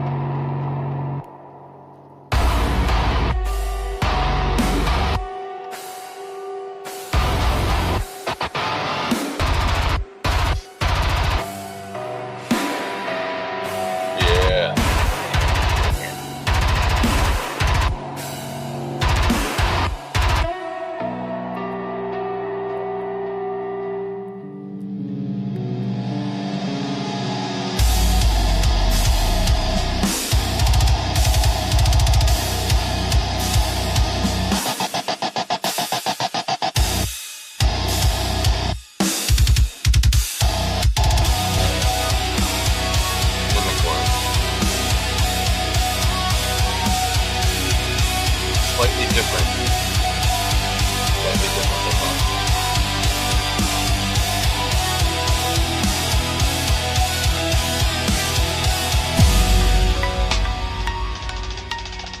And then there's that cue. But I like repeated it so that there's enough room for vocals if I want. And I put that much space at the beginning too, just in case I want to do vocals over this. Yeah. But yeah. I like that. Yeah, man, it's good. I had fun with it. I want to play it live. I just want to skip to just like playing it live. Yeah. Are you gonna do singing vocals in the chorus? Yeah. That song was actually intended with the original singer of "Empty My Lungs" in mind. I was like, 4-minute minimum. I want it to be like longer, like really give us like some time to jam together, because it's going to be the only song that he's on, because I am the vocalist, with my wife doing some backup female vocals when needed, which I am really excited to add that part. I'm not going to force her to full on commit yet, but I would like her to provide some female vocals just to fill out a few parts. And if she's feeling up to it, she can do whatever she wants on the album, if she's feeling up to it. So there will be some Katie. There will be some female vocals added to "Empty My Lungs," but there will only be one song with Bryant, and that's the one that we listen to. So he'll be on the chorus and on that like super chill, like creepy bridge part for sure. Nice. I gave him the option for like the trap beat parts at the beginning and end. And yeah, the lyrics I wrote, I just did for like the heavier parts, and so that's all good to go. Yeah, just gotta do some scratch vocals. So yeah, it'll the chorus in theory should, because it's Bryant, should sound like kind of like old school "Empty My Lungs" a little bit. Nice, man. Pretty excited for that. Yep, that's cool. Yeah, just been like refurbishing all the other ones. I got that one that me and you worked on, pretty refurbished. I think I want to tweak the instrumental a little bit more on that though. The version I sent you, the instrumental gets a little bit okay. Like for example, that song that we just listened to, I really love the slow. I don't want to even say simple, because that wasn't like the easiest song to play. It's complex in its own ways, but it's also it's just simple and driving as an idea, I guess. Yeah. And the current instrumental on our song, it's really good. I like it a lot, but there's just certain parts to it that are a little bit complicated and sure, just a little busy. Now, as far as like the instrumental goes. Yeah, speed has its place. It's just just like what is right for the song and the genre. It's just like, because like I like it's like each subgenre of metal starts to develop their own jocks. And it's like you get shred jocks, and you get mosh jocks, and you get thrash jocks, and it's like it's so tedious. It's like what's is the song good? Okay, then shut up. Just shut up, dude. Dude, bro, I love that term jock, because I think when I was doing when I was like touring and playing shows and stuff, I think the best term we had for it was like elitist. Yeah. Oh, that's like a pop punk elitist over there, or that's like a deathcore elitist. No, we always call them jocks. I like jocks better. Yeah, I like jocks better. Yeah. They're like guitar. They're guitar jocks. They act just like jocks. It's just like, you guys are so freaking lame. It's like, they really do. Not enough sweep arpeggios in that bridge, bro. It's like, any singing at all? Ugh. Yeah. This isn't even metal, because they're singing. Yeah. Like, what? Who are you? But is the song good? Decided that? Yeah, I know, dude. Yeah. That stuff, and that is so. It's so tedious in metal. That's what's funny, is like there are so many metal snobs, like every genre, and that's what's funny, is like people don't think about this in the metal scene, or like coming from the metal scene, but metal has as many, if not more, hipsters than any flavor of folk rock, indie folk rock ever did. They are so many freaking hipsters in metal. It's like, bro, I was listening to like Judas Priest EPs back in like 75, bro. It's like, I don't care, dude. I don't care. And you're talking about Judas Priest. That shit carried all the way over all the way over to like current time, where they're like, oh, yeah, herp derp periphery, blah blah blah, after the burial. You know what I mean? Like, Yeah. Like they're Yeah. the artists or the jocks never went away. No, dude, they don't. They never. They're It's so so funny. it's so lame, dude. And it's Cincinnati. That's the thing. Is like Cincinnati. That was like every local band in Cincinnati was hipster like that. Like every not as much in like the not as much in like the hardcore, like the straight edge hardcore scene, but like where those two scenes came together around metalcore and the metal scene, just they're all of the local bands are like that. It's like, oh, you like that band? Cool. Yeah, I was liking them like 10 years ago, but before they were cool. It's like, shut up. Shut up. Are they good? Do you like this? Shut up. It's so what lame. was it like man. for you? You were probably like full on in it at the time. What was it like for you when dubstep hit the scene? Because I remember, like, I think the band Attack Attack got the credit as the first metalcore band with like a dubstep breakdown. I guess people were anticipating that some dubstep was just a whisper kind of in the underground, but people knew it existed, so they were like, oh, there's this new thing called metalcore. Who's going to be the first band that essentially combines this with a modern breakdown, which is, for those who are unfamiliar, basically that entire song I played. It's just all the chugginess. Just that's a modern breakdown, basically. I'm kind of doing a dark, slower version. Yeah. But yeah, it was lame. It was lame. Yeah. Like and the thing is, like us, like Corpus Christi, and like all of our friends, like we already had records out, like nationally distributed with a record label record deals, labels, like records out. We've been touring, and then this dubstep comes along. It's like, okay, first of all, it doesn't sound good. I don't really care for it, but because of the like, I think that the need to do something new that was like hyper fixated on doing something new because of social media trendiness, right? Yes, and being a trend chaser. Yeah, that prompted people to start adding that kind of stuff to it. Yeah. And which we just thought it was hilarious because, like, dude, we played. There's this place called the Trenton Fisherman's Club, which is basically a Lions Den or a VFW hall, essentially. And we played, like, we played a few of those shows with Attack Attack because that's their hometown. With Attack Attack, like above them on the bill, like several bands above them on the bill, and like, but every time we came around, every time we came around to playing with Attack Attack, is like their sound had changed. Yeah, like they developed really quickly. Yeah. No, they were just copied. They were chasing. Yeah. They were chasing what they wanted to be on Rise Records. So they were chasing what everybody on Rise Records was doing. And succeeded. And so, and they did. Yeah.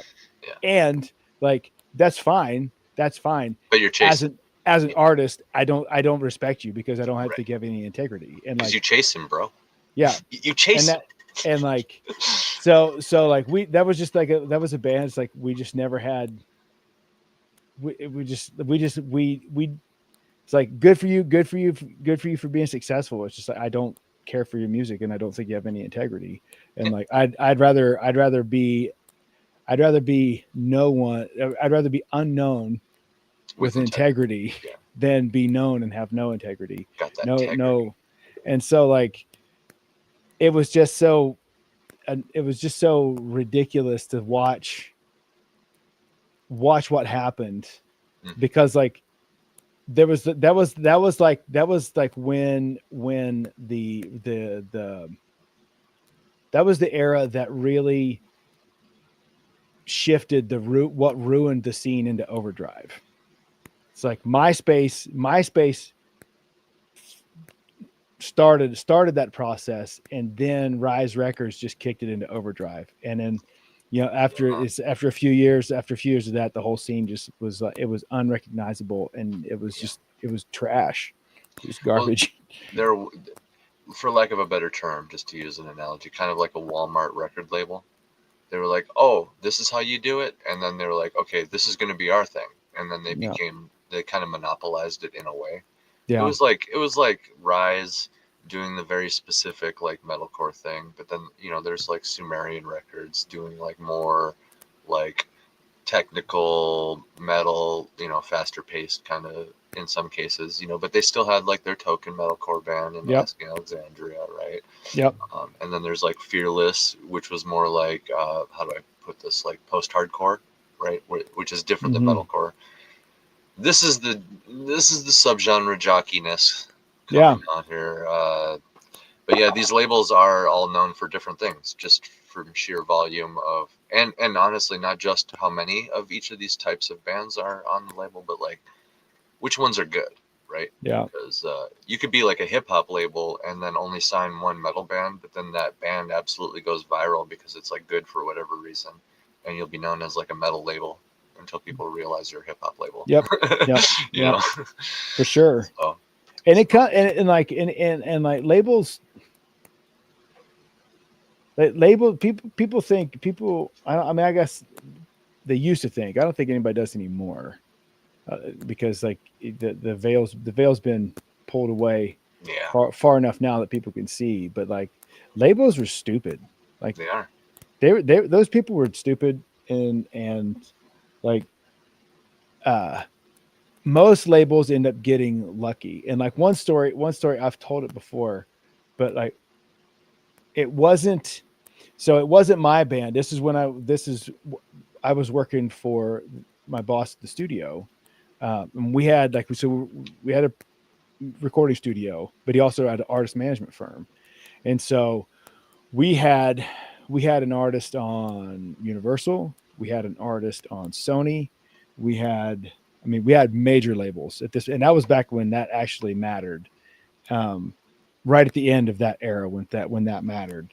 And we had this band in Columbus that was like, they for their style, they owned Columbus. Like they sold out clubs in Columbus, and they were great.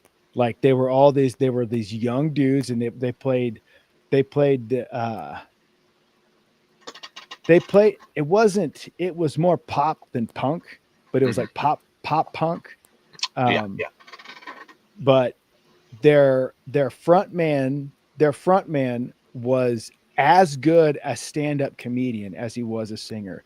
So like people loved the show because they would sing, they put on a great show, and then he would crack everybody up. He was freaking hilarious. And they're all these good looking dudes. And so we start getting some big label interest in them. And we thought the one we wanted was Roadrunner. Yeah. And so and I won't say his name. Right. But he at that point in time, he was the big dog A&R guy at Roadrunner. And so we're thinking, it's like, oh, this is going to be good. Mm-hmm. So we have him come out. We play a showcase for him. We rent a venue, and it's just us and him at this venue, and we play a showcase. Band comes out, crushes it. Yeah, they crush it. He's like, man, that's really good. Oh, that's really good. It's like, I like that. He's like, yeah, and because like for Roadrunner Records, he blew up at Roadrunner he wasn't like the Slipknot or the Killswitch Engage. Like he wasn't that's not who he signed. He had signed some of their other more radio friendly bands. So this was going to be our guy. Like this is debatably a bigger deal. Yes. Yeah. And so we're like, sweet. And so he goes back to New York, and he calls us a few days later. He's like, hey, I want to see these guys. I want to see how these guys do at a show. Like, so let me know when they're going to be headlining the next headliner, and I come back. So we set up the show. Like the local radio station's there. The local radio station, like the show is absolutely packed. And this dude comes back out, watches the show. The band crushes it again, like just nails it. They're so good. People are screaming their heads off. And he's like, wow, it was really good. It was really good. And he's like, yeah. Okay. I'll give you a call. In a few days. Goes back to New York, calls us. He's like, you know what? Like, this band they're really good. I don't know what to do with them. Yeah. Because how do I market their it? Their audience was all chicks. Well, what? It's like, you idiot. Those are the ones who buy the records. There's the market. Yeah. Like, statistically speaking, they are the ones who spend more money on music, and you're about making more money by selling music, and you don't know what to do with this band. Are you retarded? And then I realized, it's like, oh, yeah, you got famous because you stepped in shit. Like, you got lucky. Yeah. And now people think you know something. You're a moron. Jared, right off the bat, I'm just moron. Right off the bat, I'm like, oh, you could just, I don't know, open up a history book and look at some of the things that worked for like boy bands who historically have like only like a female audience, right? Yeah. Just lean into a couple of those tropes, maybe hybridize it a little bit with what the band's already doing, and then just like lean into it. I don't know. Pretty simple. Unbelievable. There's so many. There's too many chicks. I don't know how to market this band. Then you, sir, are retarded. Suffering from success. Yeah. Unbelievable. And that's when I realized, like, oh, A&R people are stupid. They're just you have no idea what you're talking about. and it turns out that's exactly, he did get lucky. He got lucky and signed one of the biggest bands in history. Yeah. And now people think he's a genius. Like, you're a moron. No, he's just got a grandfather. I don't know how to sell this band. Chicks like them too much. Yeah, what? What? Okay, well then just walk them around. There you go. Find out where there's a lot of chicks, and just walk them around and sell itself. Unbelievable. Yeah. Like, take his shirt off. Give him the mic. Like they're going to buy every record they have. Like, come on. Yeah, pretty straightforward. Ridiculous. Unbelievable. Just sign these guys and just like let them, just enable them. Don't do anything. Just enable them. Oh my gosh, dude. So with the I was actually thinking about this not too long ago with the, when it comes to heavy music, I think like it's cyclical. I realize now it's cyclical because so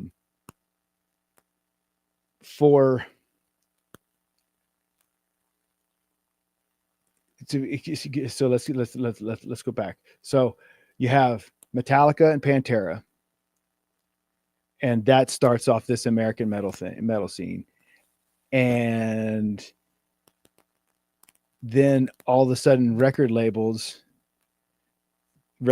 get involved, and then that scene gets killed with Poison and Rat. Yeah. And Motley, the Poisons and the Rats and the Motley Crues. Okay. So then later on, so you get like Mudhoney and Alice in Chains, and then record labels get involved, realize there's cash in it, and then that movement dies with Seven Mary 3 and Collective Soul. All right. So now, and then you have like in the metalcore scene, it starts with Unearth and Zao, Living Sacrifice, Meshuggah. They were kind of their own thing, and they've transcended that. They're like, a lot of the European bands have transcended that, but like in America, this is where things go stupid, because like with metalcore, like a metalcore, you can trace the genesis of that to to Zayo and Pantera Unearth, like too. those two Oh, bands. yeah.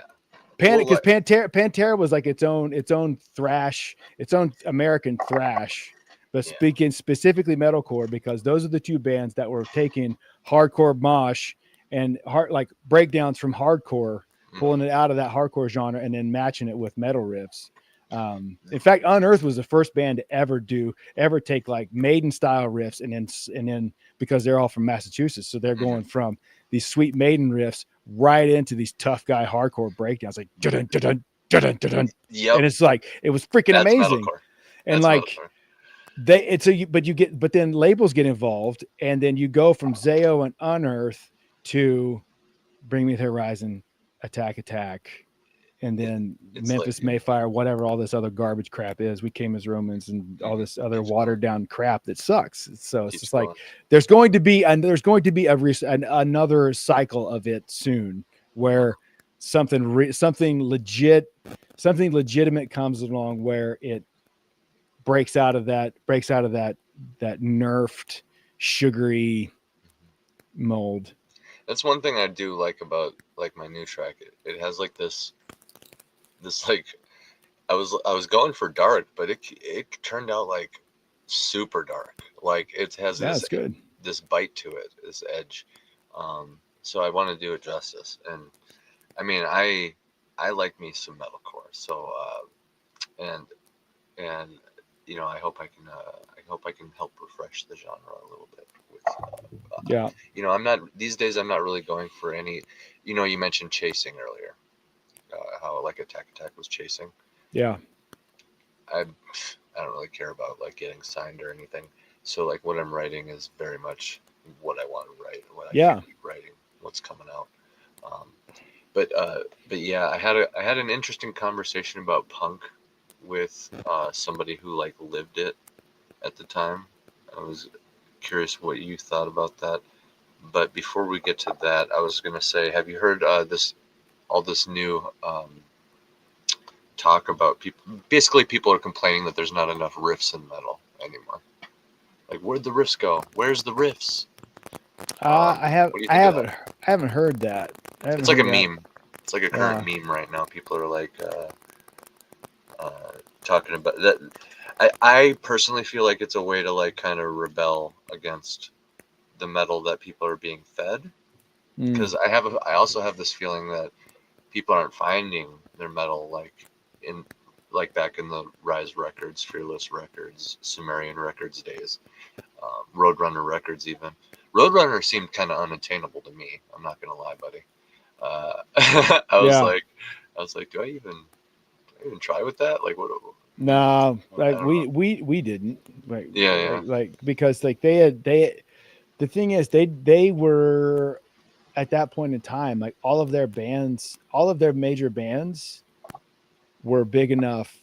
They didn't need anybody. No. And that's the thing, like with so like our label with Victory Records, they had oh yeah, Victory was a good they had Atreyu and they had A Day to Remember, and those were like the cash cows for them.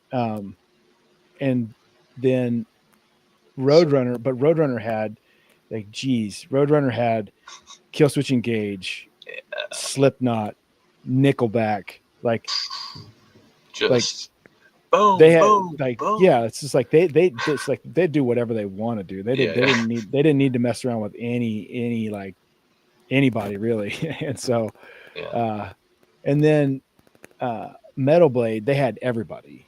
Like like they had everybody else. Yeah. And so there was an imprint label for Metal Blade that we were being looked at by them too, and then we ended up signing with Victory. But that ended up being a double-edged sword. Yeah. Because like what we didn't realize at the time is like we signed with Victory on the advice of like of some people, actually on the advice of Aaron Patrick, who goes by the name Bubble, and he is a legend. He is a legend in the touring community. Yeah. He plays bass. He plays bass with Peyton Parrish right now. If you watch all the remains video of Thunder Rolls, that's Bubble playing bass. It's a good video. Bubble was our manager at the time, and Bubble, we said like, hey, we have Trevor's label and Victory are want to sign us. Like, or no, he wasn't. Bubble wasn't our manager yet. He would have been. He was later. You just knew him? Because he's from Cincinnati too. So I'd known him for years at that point. Sick. Yeah. And I was like, hey, what would? Because he played in Bury Your Dead. Bury Your Dead was on Victory. I was like, hey man, good shit. You know Trevor, and you know Victory. With like these are the two coming to the table with money. Who would you go with? He's like, I'd go with Victory. Yeah. So we go with Victory. We went with Victory. It's like, great, sweet record deal. Here's the contract. Blah blah blah. And it's like, okay, so this is gonna be awesome. We're gonna put this record out, and then we put the record out, and no booking agent would work with us, not because of us, but because of Tony. Tony Brummel, who owned Victory Records. He had such a horrible reputation in the industry for people being hard to work with that not a single booking agent would work with us. Like refused to sign us. And then like a few of them even apologized. Like, look, I think you guys are great. I wish you could. I'm sorry. I will never work with Tony Brummel again. Oh my God. Dear God, man, what just happened? Like, yeah. But we didn't know. Like, we had no idea going into it. Yeah. And like, well, that sucks. yeah. Hey, you live and you learn, though. Yeah. And that's a cool experience, regardless, man. You got signed by Victory. Yeah. Alongside acts like Atreyu and A Day to Remember and stuff. That's a big deal. Yeah, it was cool. And like, we still got, I think, even though we still got to do some really cool stuff that I don't, that like, but the overwhelming majority of people never get to do. So I have no complaints. It was just funny to realize, like, wait a minute, this was supposed to be good for us. You're saying this is bad for us. Yeah, that's a debt machine, man. So this is what people don't. Okay, real quick on the riffage. What do you think of modern metal? Riffs? Are they fine? It's not even on your mind? Or are the memes correct? It depends. Like, it depends on, like, because like there's some like modern's too umbrella, I think. Like, what subgenre are we talking about? Oh, let's just go like the umbrella of like metalcore, and like basically all of those that would be on like I don't know, you mentioned Unearth. They could play a show with like Attack, right?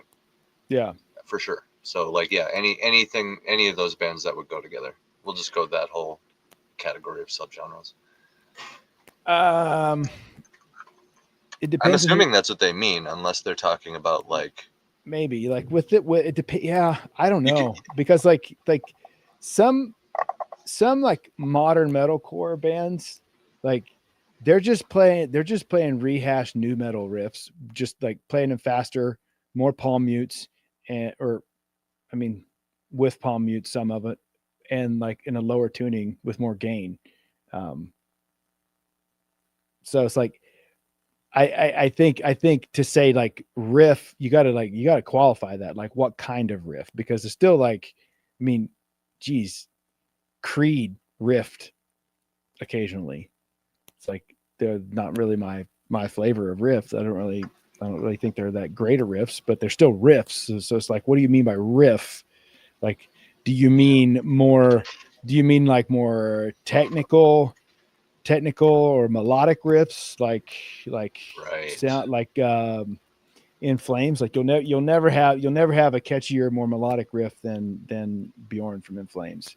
Right. You just won't. So see, and this is kind of where I was at with the meme itself. Is I was like, you could argue this all day. This is just another reason people are looking to fight right now. Yeah, exactly. But like, I know what they're talking about. Like, take the new Skillet song for example.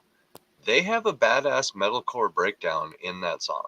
It gets really cool there, at like towards the end, and it's like a cover of a Bible song. It's yeah. like, that's Come, cool. come, Emmanuel. Yeah. And I think, like, if we take that one right as like an example, there's not. I mean, not from my memory. I'm not recalling, but there's not any, like, I don't know, straight up like like driving main riff. And I know what you mean, like, what is a riff, right? Like, because some people might consider just like you said, melodic leads as like a riff.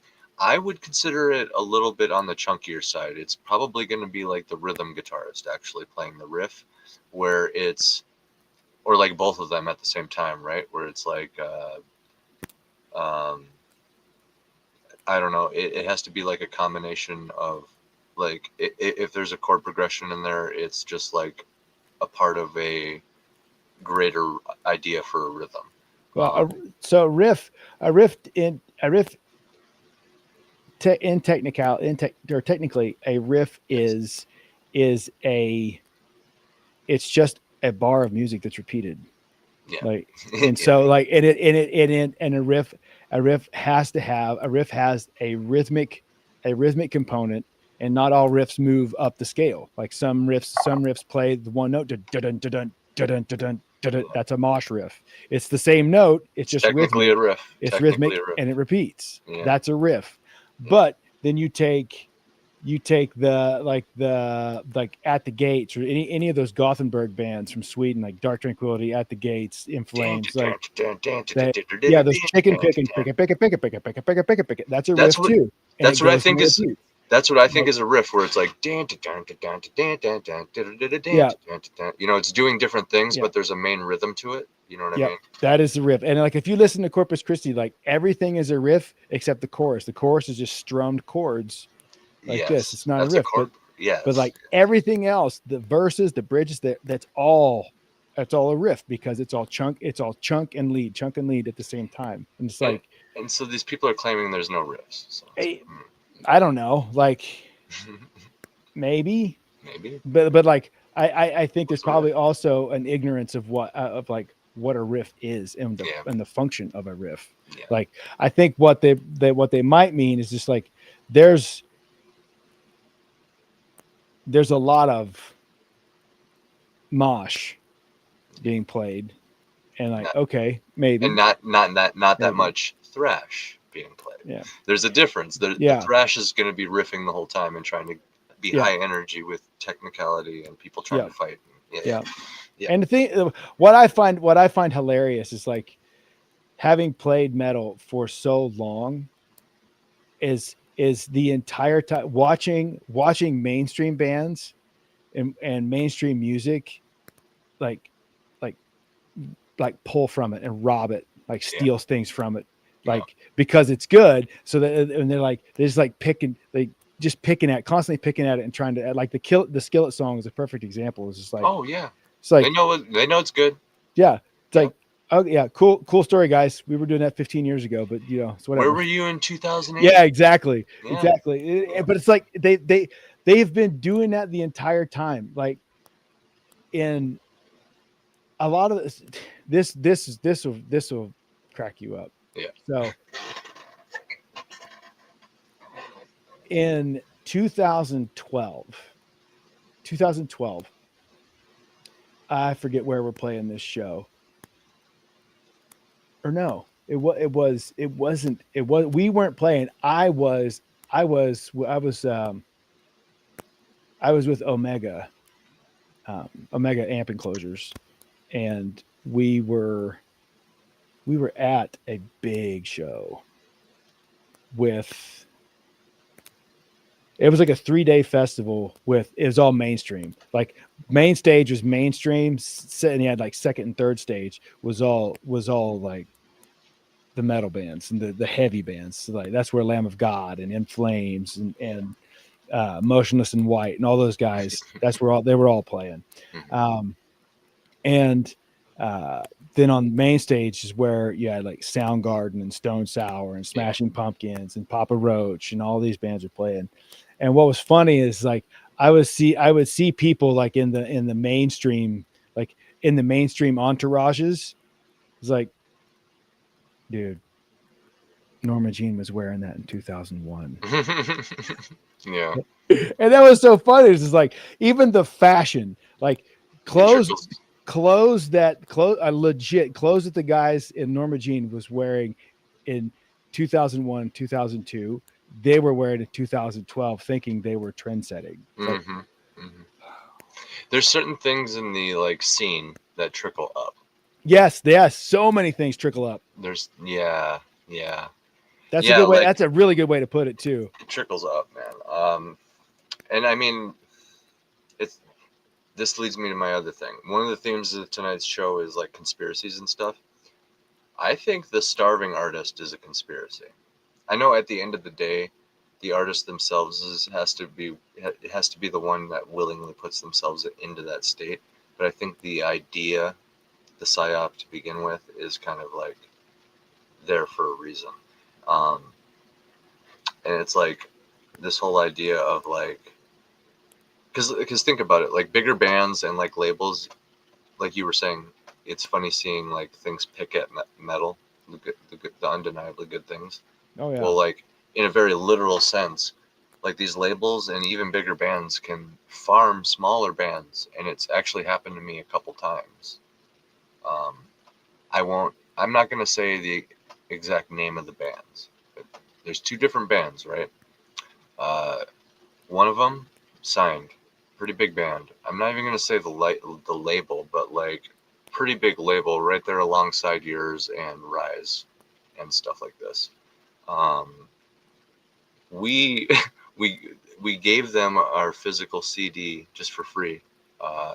It's like, you meet somebody in a band and here's my mixtape, right? Yeah. Yep.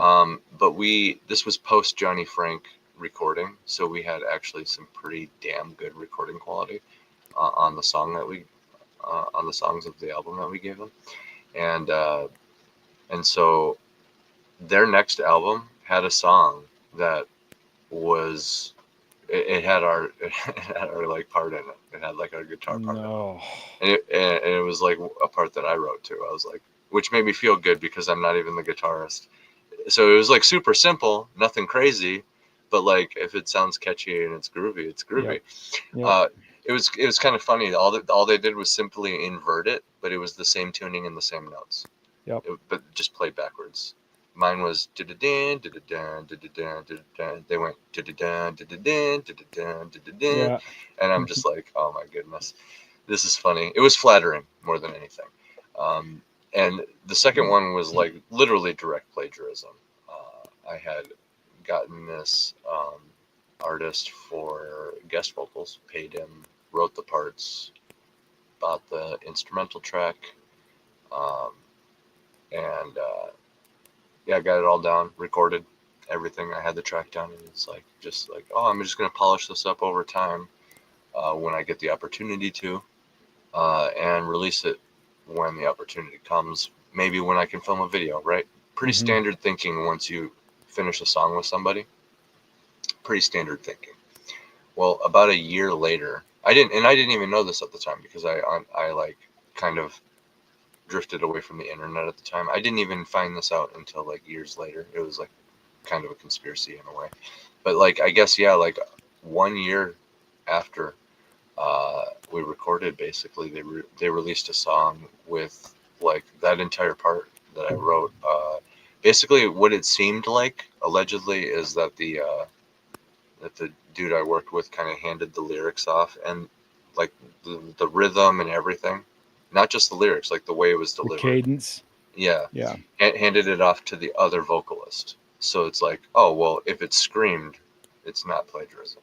No, I don't know. It's like 60 consecutive words of the same exact thing and the same it's pretty plagiarized. But anyway, they will directly farm smaller creators. Oh, yeah. Dude, you want to know You want to know something funny? So Yeah. if you can find it, if you can find it, Bring Me the Horizon's 2006 record, Count Your Blessings. Good shit. Okay. They are Bring Me the Horizon at this point is just your run of the mill As I Lay Dying ripoff. Mm-hmm. Okay. That's it. That's just like they were okay at it, but that's just what they were. Mm-hmm. In 2007, they toured with my friends Bury Your Dead. Uh-oh. If Uh-oh. you and they tour with Bury Your Dead, and Bury Your Dead has their own sound. Yeah.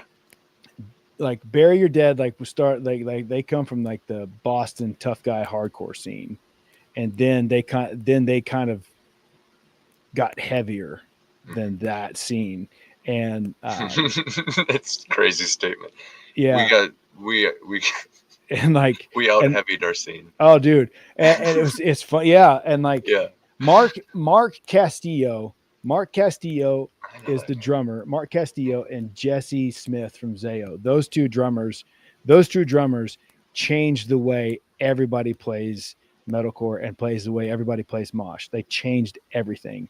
And in 2007, Bring Me the Horizon, the discount As I Lay Dying Yeah, at that point, tours with Bury Your Dead. Bury Your Dead's touring on their self-titled record, which was super good. yeah. In 2008, they put out Suicide Season, and it sounds Yeah. completely different. It's an entirely different genre than their 2006 record, and it is. sounds like Bury Your Dead.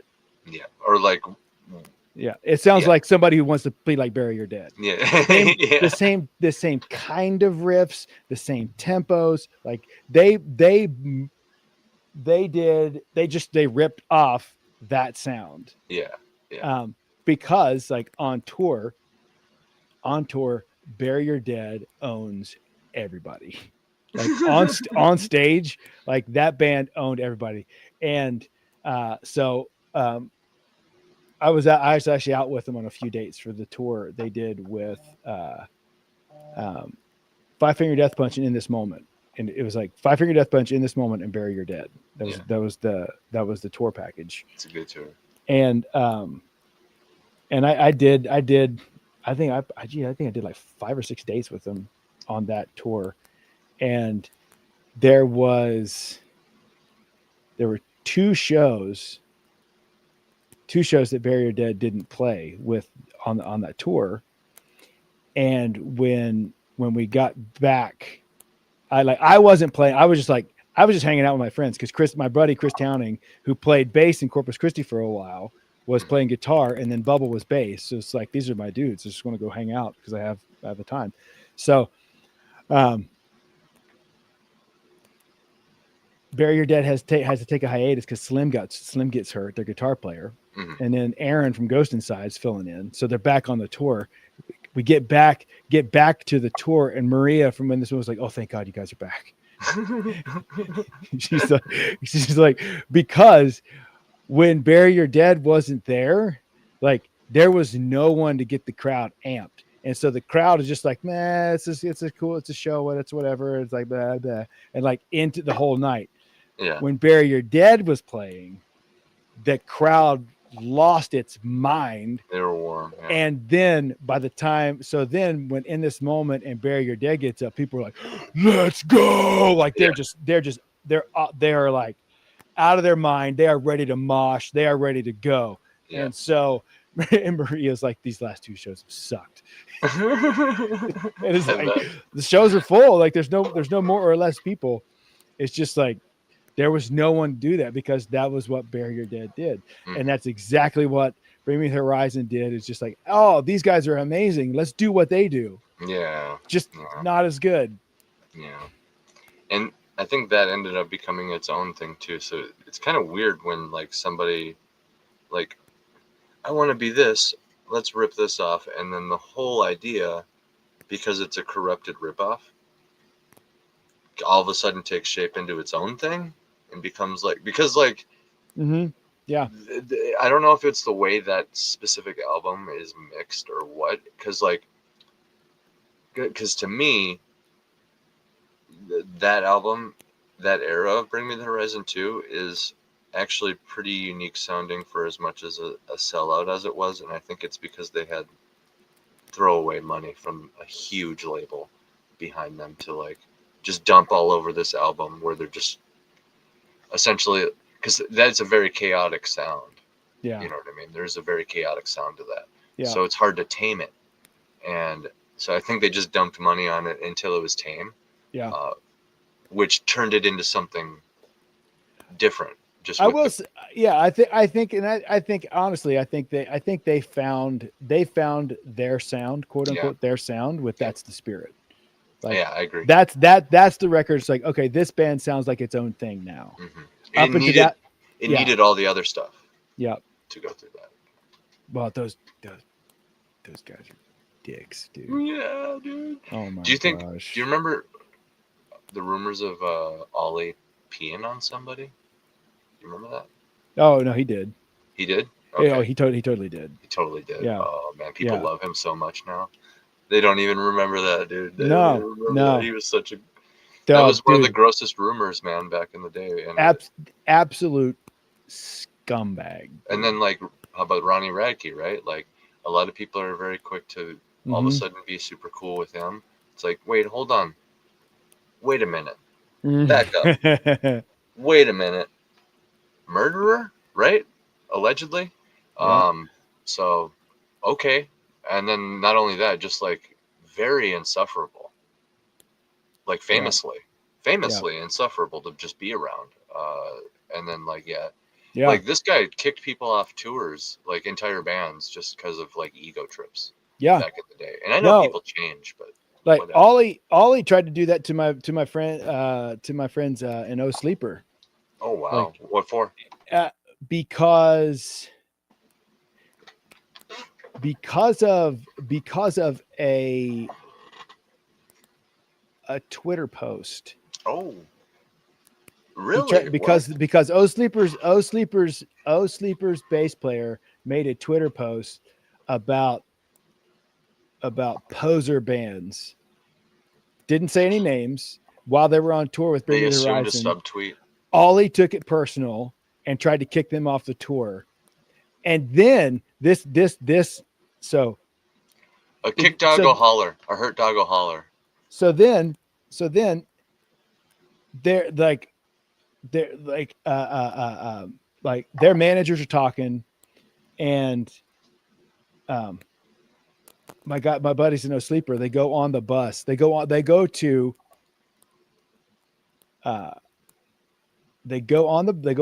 Me the Horizon's bus, because they said they just want to just apologize and it'll be fine. So like they go on the bus like, hey man, like we just like I'm just posting tweets here, man. I wasn't talking about you guys. It's like I wouldn't mean anything personal about it. It's like whatever. It's like, and Ollie, this is what Ollie says, like, we will let you stay on the tour, but you'll be punished. And what? they cut their set list 10 minutes. That is like infuriating. For the rest of the tour, it's like, you pompous ass. I would have drug you off the bus and beat the shit out of you. Well, it's like send me home. Go ahead. I'm gonna break your legs. Were they in charge of the whole tour? They were the headliners. So they they were kind of shot calling. So they weren't in charge. But they could pressure whoever was in charge to do whatever they wanted. Yes. And that is one firsthand story of many that I have about him. Like he is insufferable. I have no bones about saying I have absolutely no respect for him whatsoever. Oh hell yeah, man. Well, after that, like that rumor where he peed on somebody, where like if it totally happened, then, which I think you're right. Like I remember something about court cases with that one in the end. So yeah, I think that actually happened for sure. So that alone, like, you have the capability to like pee on a female fan. You're literally going to urinate on a female fan on the tour bus or something, or whatever that was. That's pretty crazy. It says a lot about your character. My story, before we get back into the starving artist thing quick, because that is a crazy conspiracy. Like my bad horror story with like a famous person. You know the band Chelsea Grin? Yep. So their vocalist Alex got canceled. I found out after the fact. I came back to the internet and I was like, "Who got canceled?" I'm like looking around, and yeah, I found out he got canceled for good reason, you know. So I feel like I can talk about this a little bit. One time I was on the tour bus for Volumes, behind the scenes Warp Tour, and just kind of hanging out. Tour bus drivers there. I think I was smoking some weed, and all of a sudden Alex comes on, and he's like, you know, he's out of his mind. I recognized him, kind of a fan. I kind of like the vision of original Chelsea Grin. What Chelsea Grin's got going on is some good marketable mainstream deathcore. That core idea of what they started off as, where it's just like, it kind of sounds, honestly, now that I think about it, kind of sounds, my new song that I played has some Chelsea Grin elements to it, which, Yeah. you know, I kind of love that more. I love it even more now. But anyway, yeah, it's a very marketable, mainstream, groovy, strong idea, right? So I'm a huge fan. Alex could scream like higher than, because that was like a metric, right, for the jocks out there. One of the things. Oh, but can you know, there's Phil Bozeman deep, and then there's Alex Kohler high. You know Yeah. what I mean? There's just, he's like, there's something with his voice. It's his voice, so like he found some sort of glitch in there where he's like, well, I can just go 25% higher than the next highest person. So it's like one of those things. So I knew him, recognized him, came on. He just starts bragging about how easy it is to get like upper medication from young female fans, because the Warp Tour line, when people are waiting to get into Warp Tour, it just goes on for Yeah. basically everybody who's going to Warp Tour is just perfectly lined up, and I'm sure Warp Tour did that on purpose for bands. You just go down the line asking. Exactly, yeah. It's for bands to quickly get in, and not just bands, but like stragglers, because the vocalist for Empty My Lungs, Bryant, he actually followed Warp Tour one year. You can follow some of these tours if it's a certain thing, like the format of Warp Tour, because it was like always outside and stuff.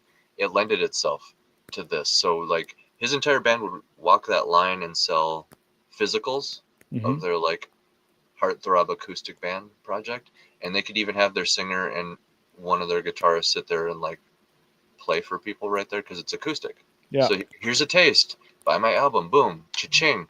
They would sell out of records every single date, take all that money, and they could just pay for an entry fee for each of them, buy McDonald's after the fact. They had money left over to restock, and then just go to the next date, right? So anyway, bro bragged about that, and yeah, you can kind of like, you can kind of imagine it was just like oh, this is gross. That's gross. I'm not gonna say anything. I'm just gonna sit here and listen, fly on the wall. But that's gross. Yeah. And it's that kind of stuff. It's that kind of stuff. It's like that kind of stuff is why I don't miss touring at all. I do not miss. I don't miss that part of it at all. Just no. That's got nothing for me, man. The darkness. Yeah. So, the conspiracy, very quick to summarize. Go for it. Seeding the idea of the starving artist, that people volunteer to go basically be a homeless person. Skipping right to like the playing shows part, because I know you've seen it. The like aspiring musician, where the only thing they care, it's not even about like, it's not about making money, it's not about making music even per se. I just want to play a show, man. I'm dying to play a show. I just need to get out there and play a show. I can't wait to play my first show.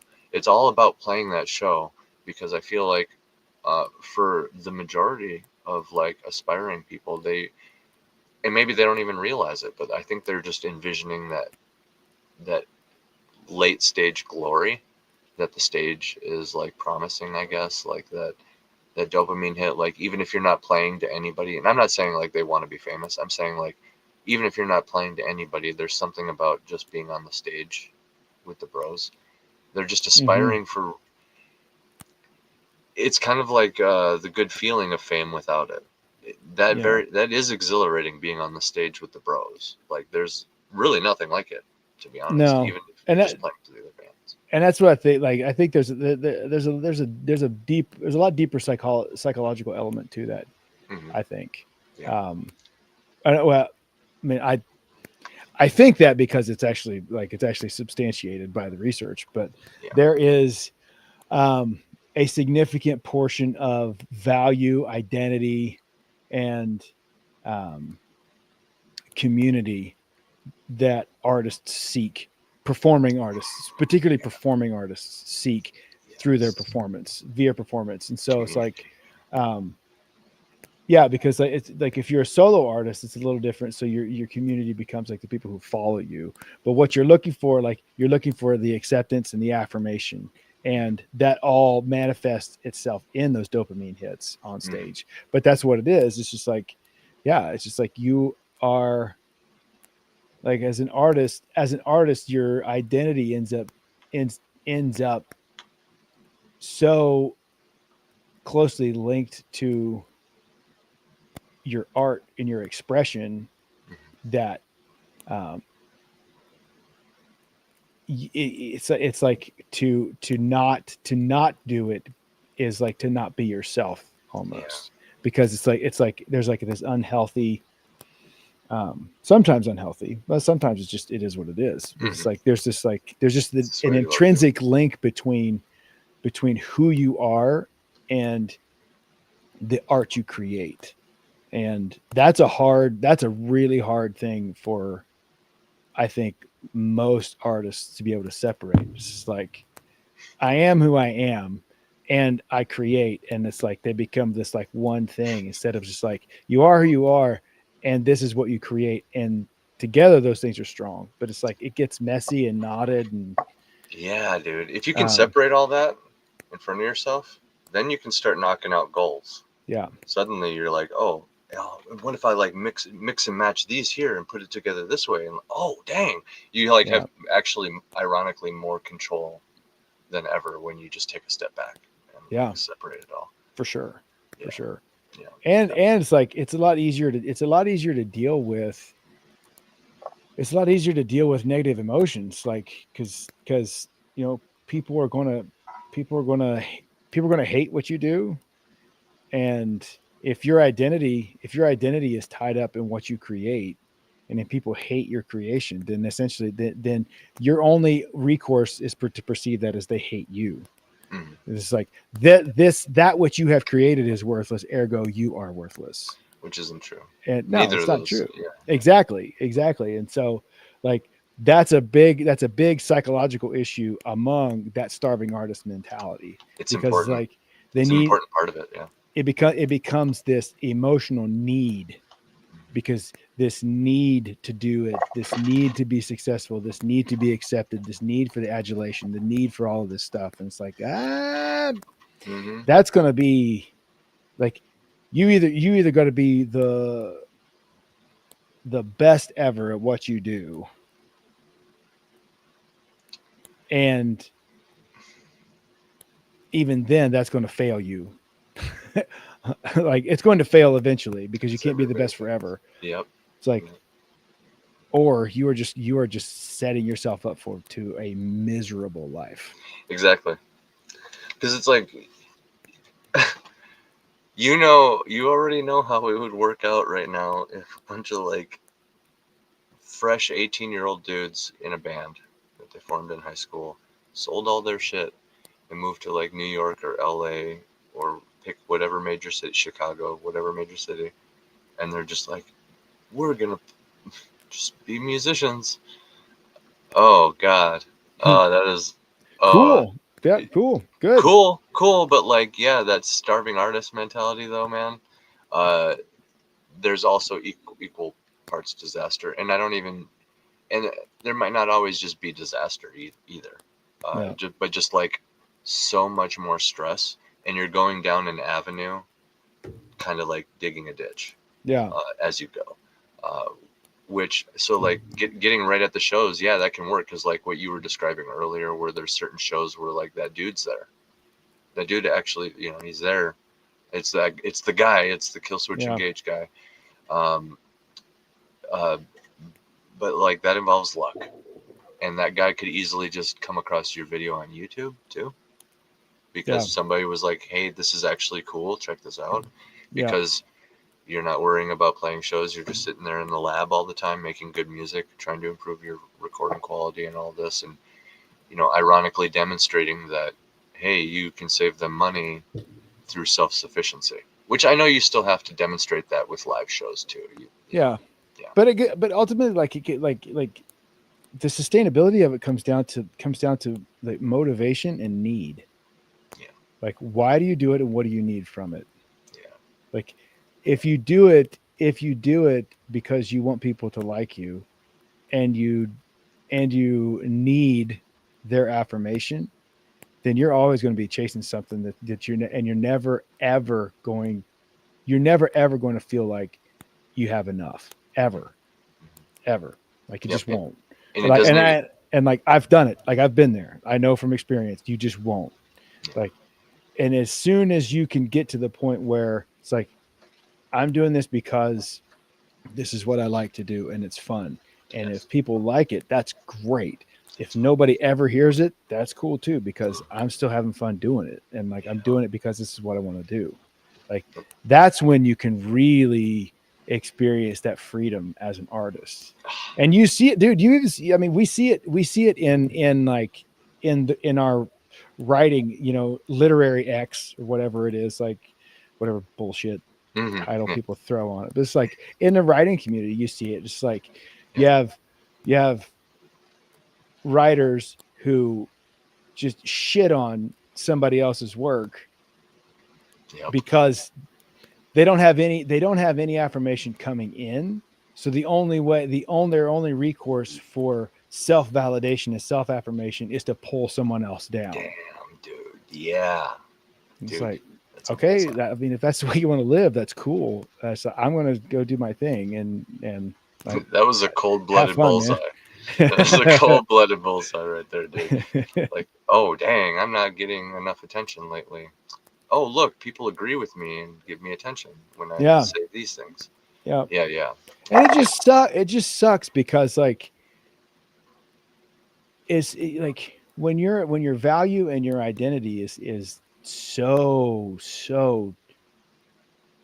enmeshed in what you create and like your artistic expression, then you can't, it keeps you from being happy for your friends.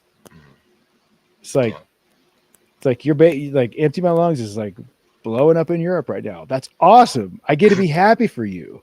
Like, I get to be happy for you. I get to be happy for Anthony Harris and like his this new conspiracy track rabbit hole he's chasing. And it's like I would much rather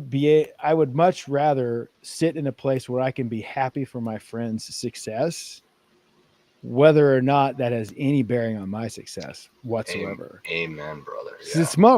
It's way more fun.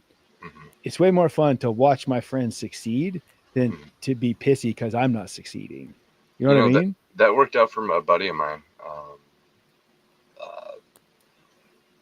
Won't say any names, but like, yeah, he spent his whole life really wanting to be in a band. He was even classically trained as a vocalist. The guy's a phenomenal singer.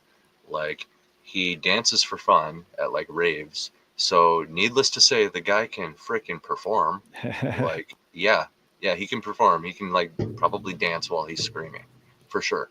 You know what he does in his free time? This became a meme in our friend group, actually, because, we kind of lived together for a while in the party house. You know what I mean? Yeah. So he was totally the guy to get a little tipsy and then just not even ask permission, crank the music up, too loud, and then just start screaming the song. you know, and dancing. Yeah. But then like that got all the other because we're all band dudes, right? So that got all the other vocalists like, give me 2 more shots, let's go. And then now we're taking turns screaming songs, you know what I mean? And it became practice at the party. Yeah. Suddenly the party is functional. Yeah. So, but anyway, he spent his whole life very much like very capable, but like I think a little bit of a consumer mindset, which always kind of made himself paint himself as like a fan. You know, it made his priorities going to more like partying, for example, or like going to that next show, or like I mentioned raves, right? Like getting that next rave rather than like maybe saving some money for a demo, like buy an instrumental from somebody and then just do a demo where this is your song. I know you don't have a band, but you're still a vocalist, so you could be collecting your own personal songs to find a band.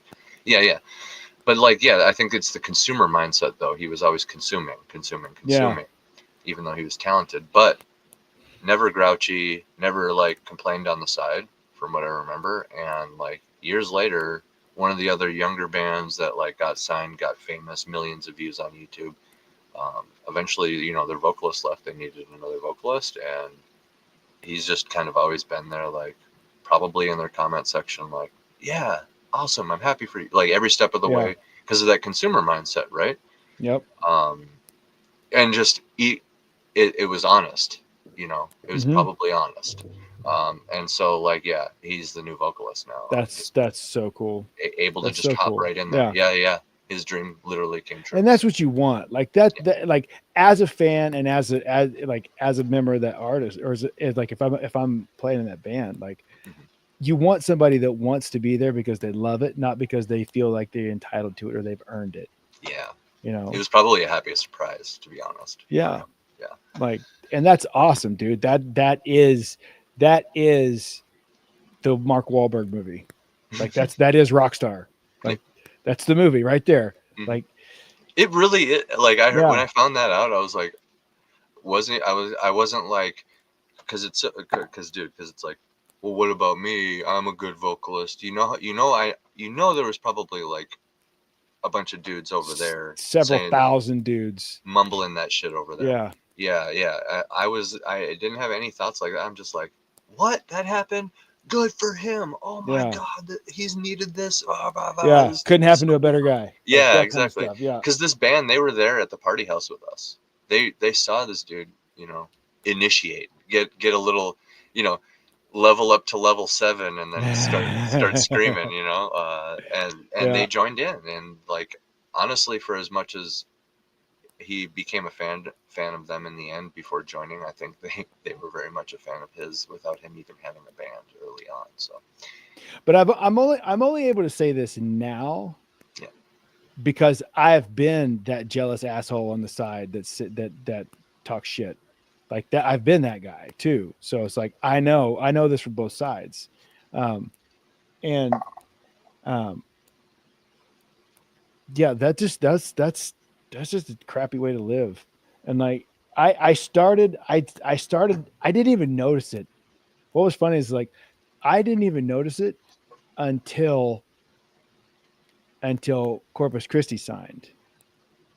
And then I started hearing things people would say, like thinking they were just out of earshot. I hear them things people would say, and it's like, what? I don't even know who you are. What are you talking about? Yeah. And like just like all this like petty, just small-minded petty stuff. They want to fight, bro. Say, and they want to fight publicly. That's what they're trying to do like, in those situations.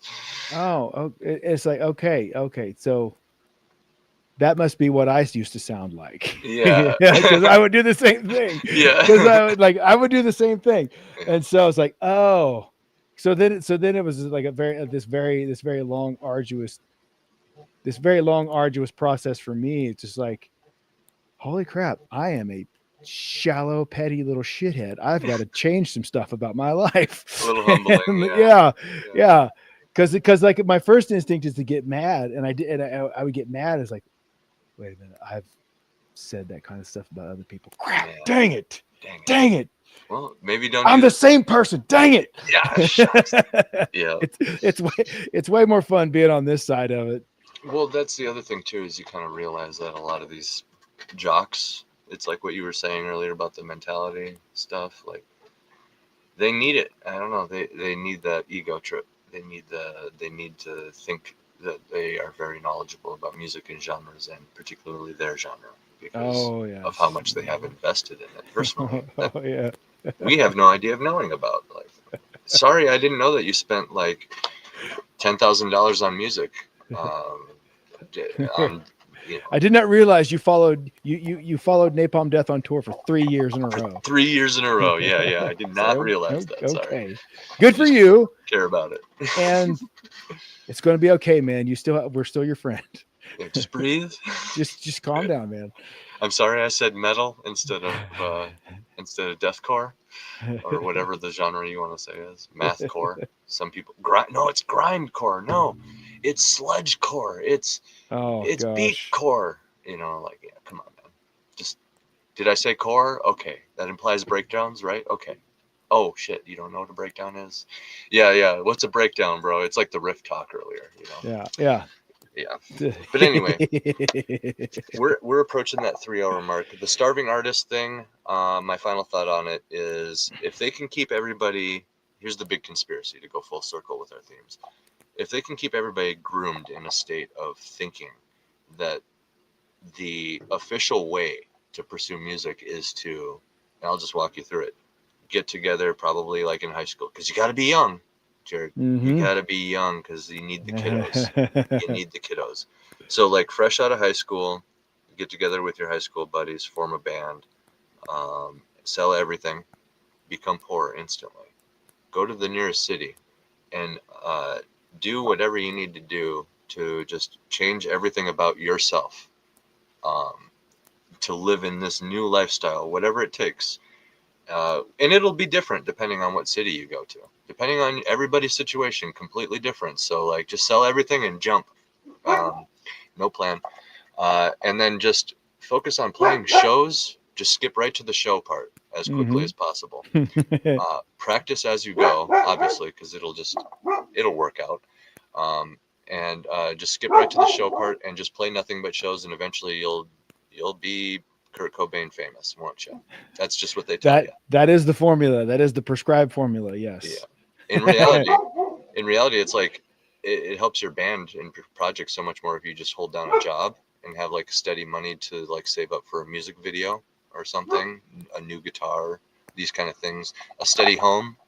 Yep. You know, people talk shit about band dudes living with their parents, but like, why are we even like really trying to leave our parents to begin with? To be honest, like, maybe you should make it first, and then like when your whole band can actually comfortably, there's a whole thing to this. There's just logical steps to this that they've groomed everybody into just forgetting, and it's so they can feed off of. In 2010, I met a very famous underground band.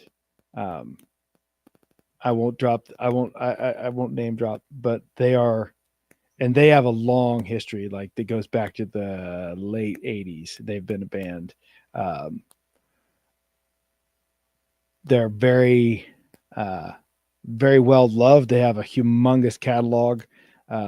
Many famous people are reported fans of this huge death metal band.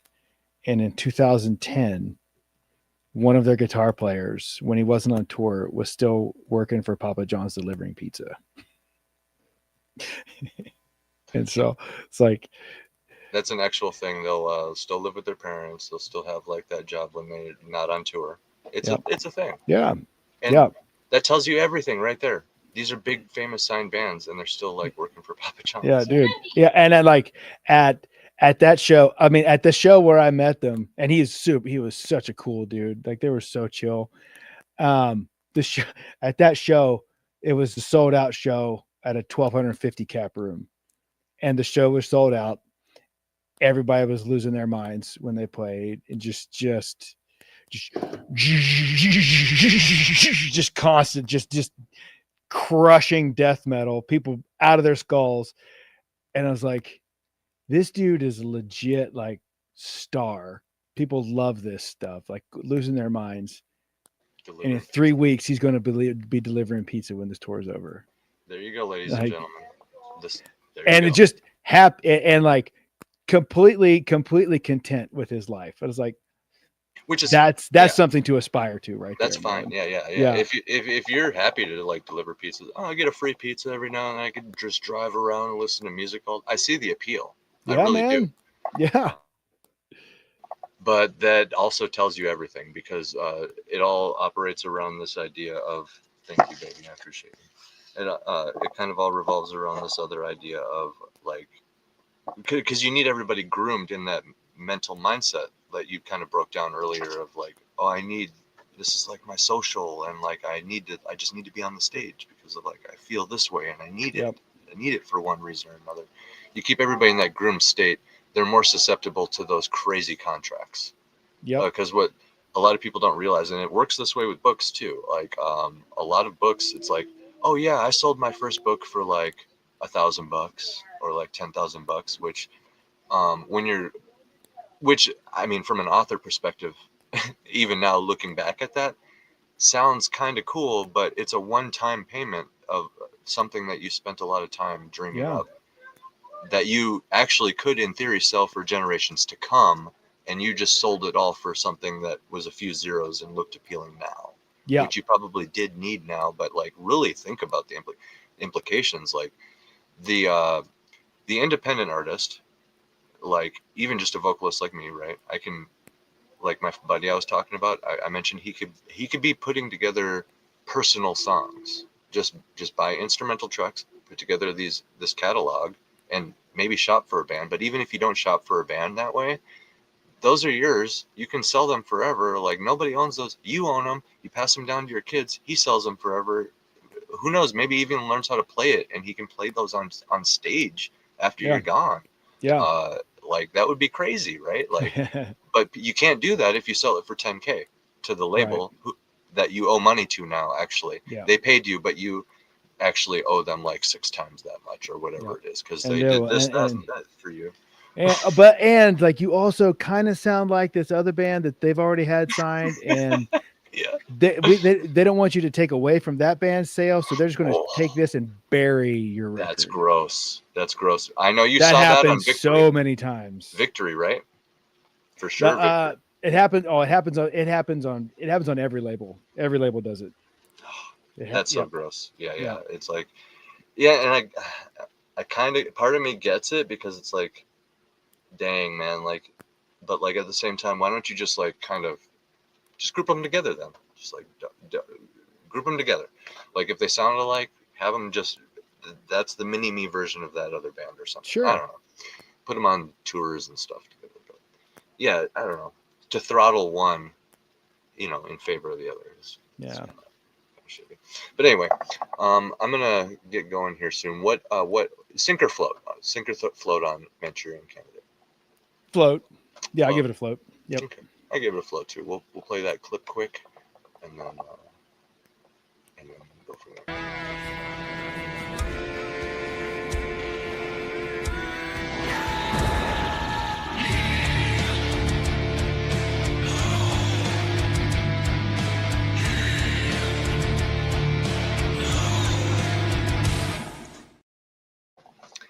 Yeah, it's a good one. And any excuse to watch Denzel, right? Yeah, man, for sure. Before we take off, is there any last minute thoughts or plugs you want to do? No, I got nothing, man. Yeah, we've kind of just been hanging out, like people like we talking about music, so they know I'm in a band, and talking about movies, so they know you're making a movie. So yeah. Everybody, base is covered, man. Yep. Go check out the description. Go find If anything, just go find an indie artist, read their stuff, buy their stuff. It doesn't matter. Just find an independent artist, whatever genre, whatever they do, whatever medium, and just support them. That's it. Yeah. I'm gonna try to cover all those bases. Yeah, man. I think that's the future. Everybody's gonna be doing everything. Yeah. Or at least, I don't know. some new kind of class of creative, like, oh, I'm a creative. Yeah, so I make movies, music, art. I write. I do. You know what I mean? Yeah. We'll see though. Like, I don't know. Anyway, everybody have a good night. See you, everybody.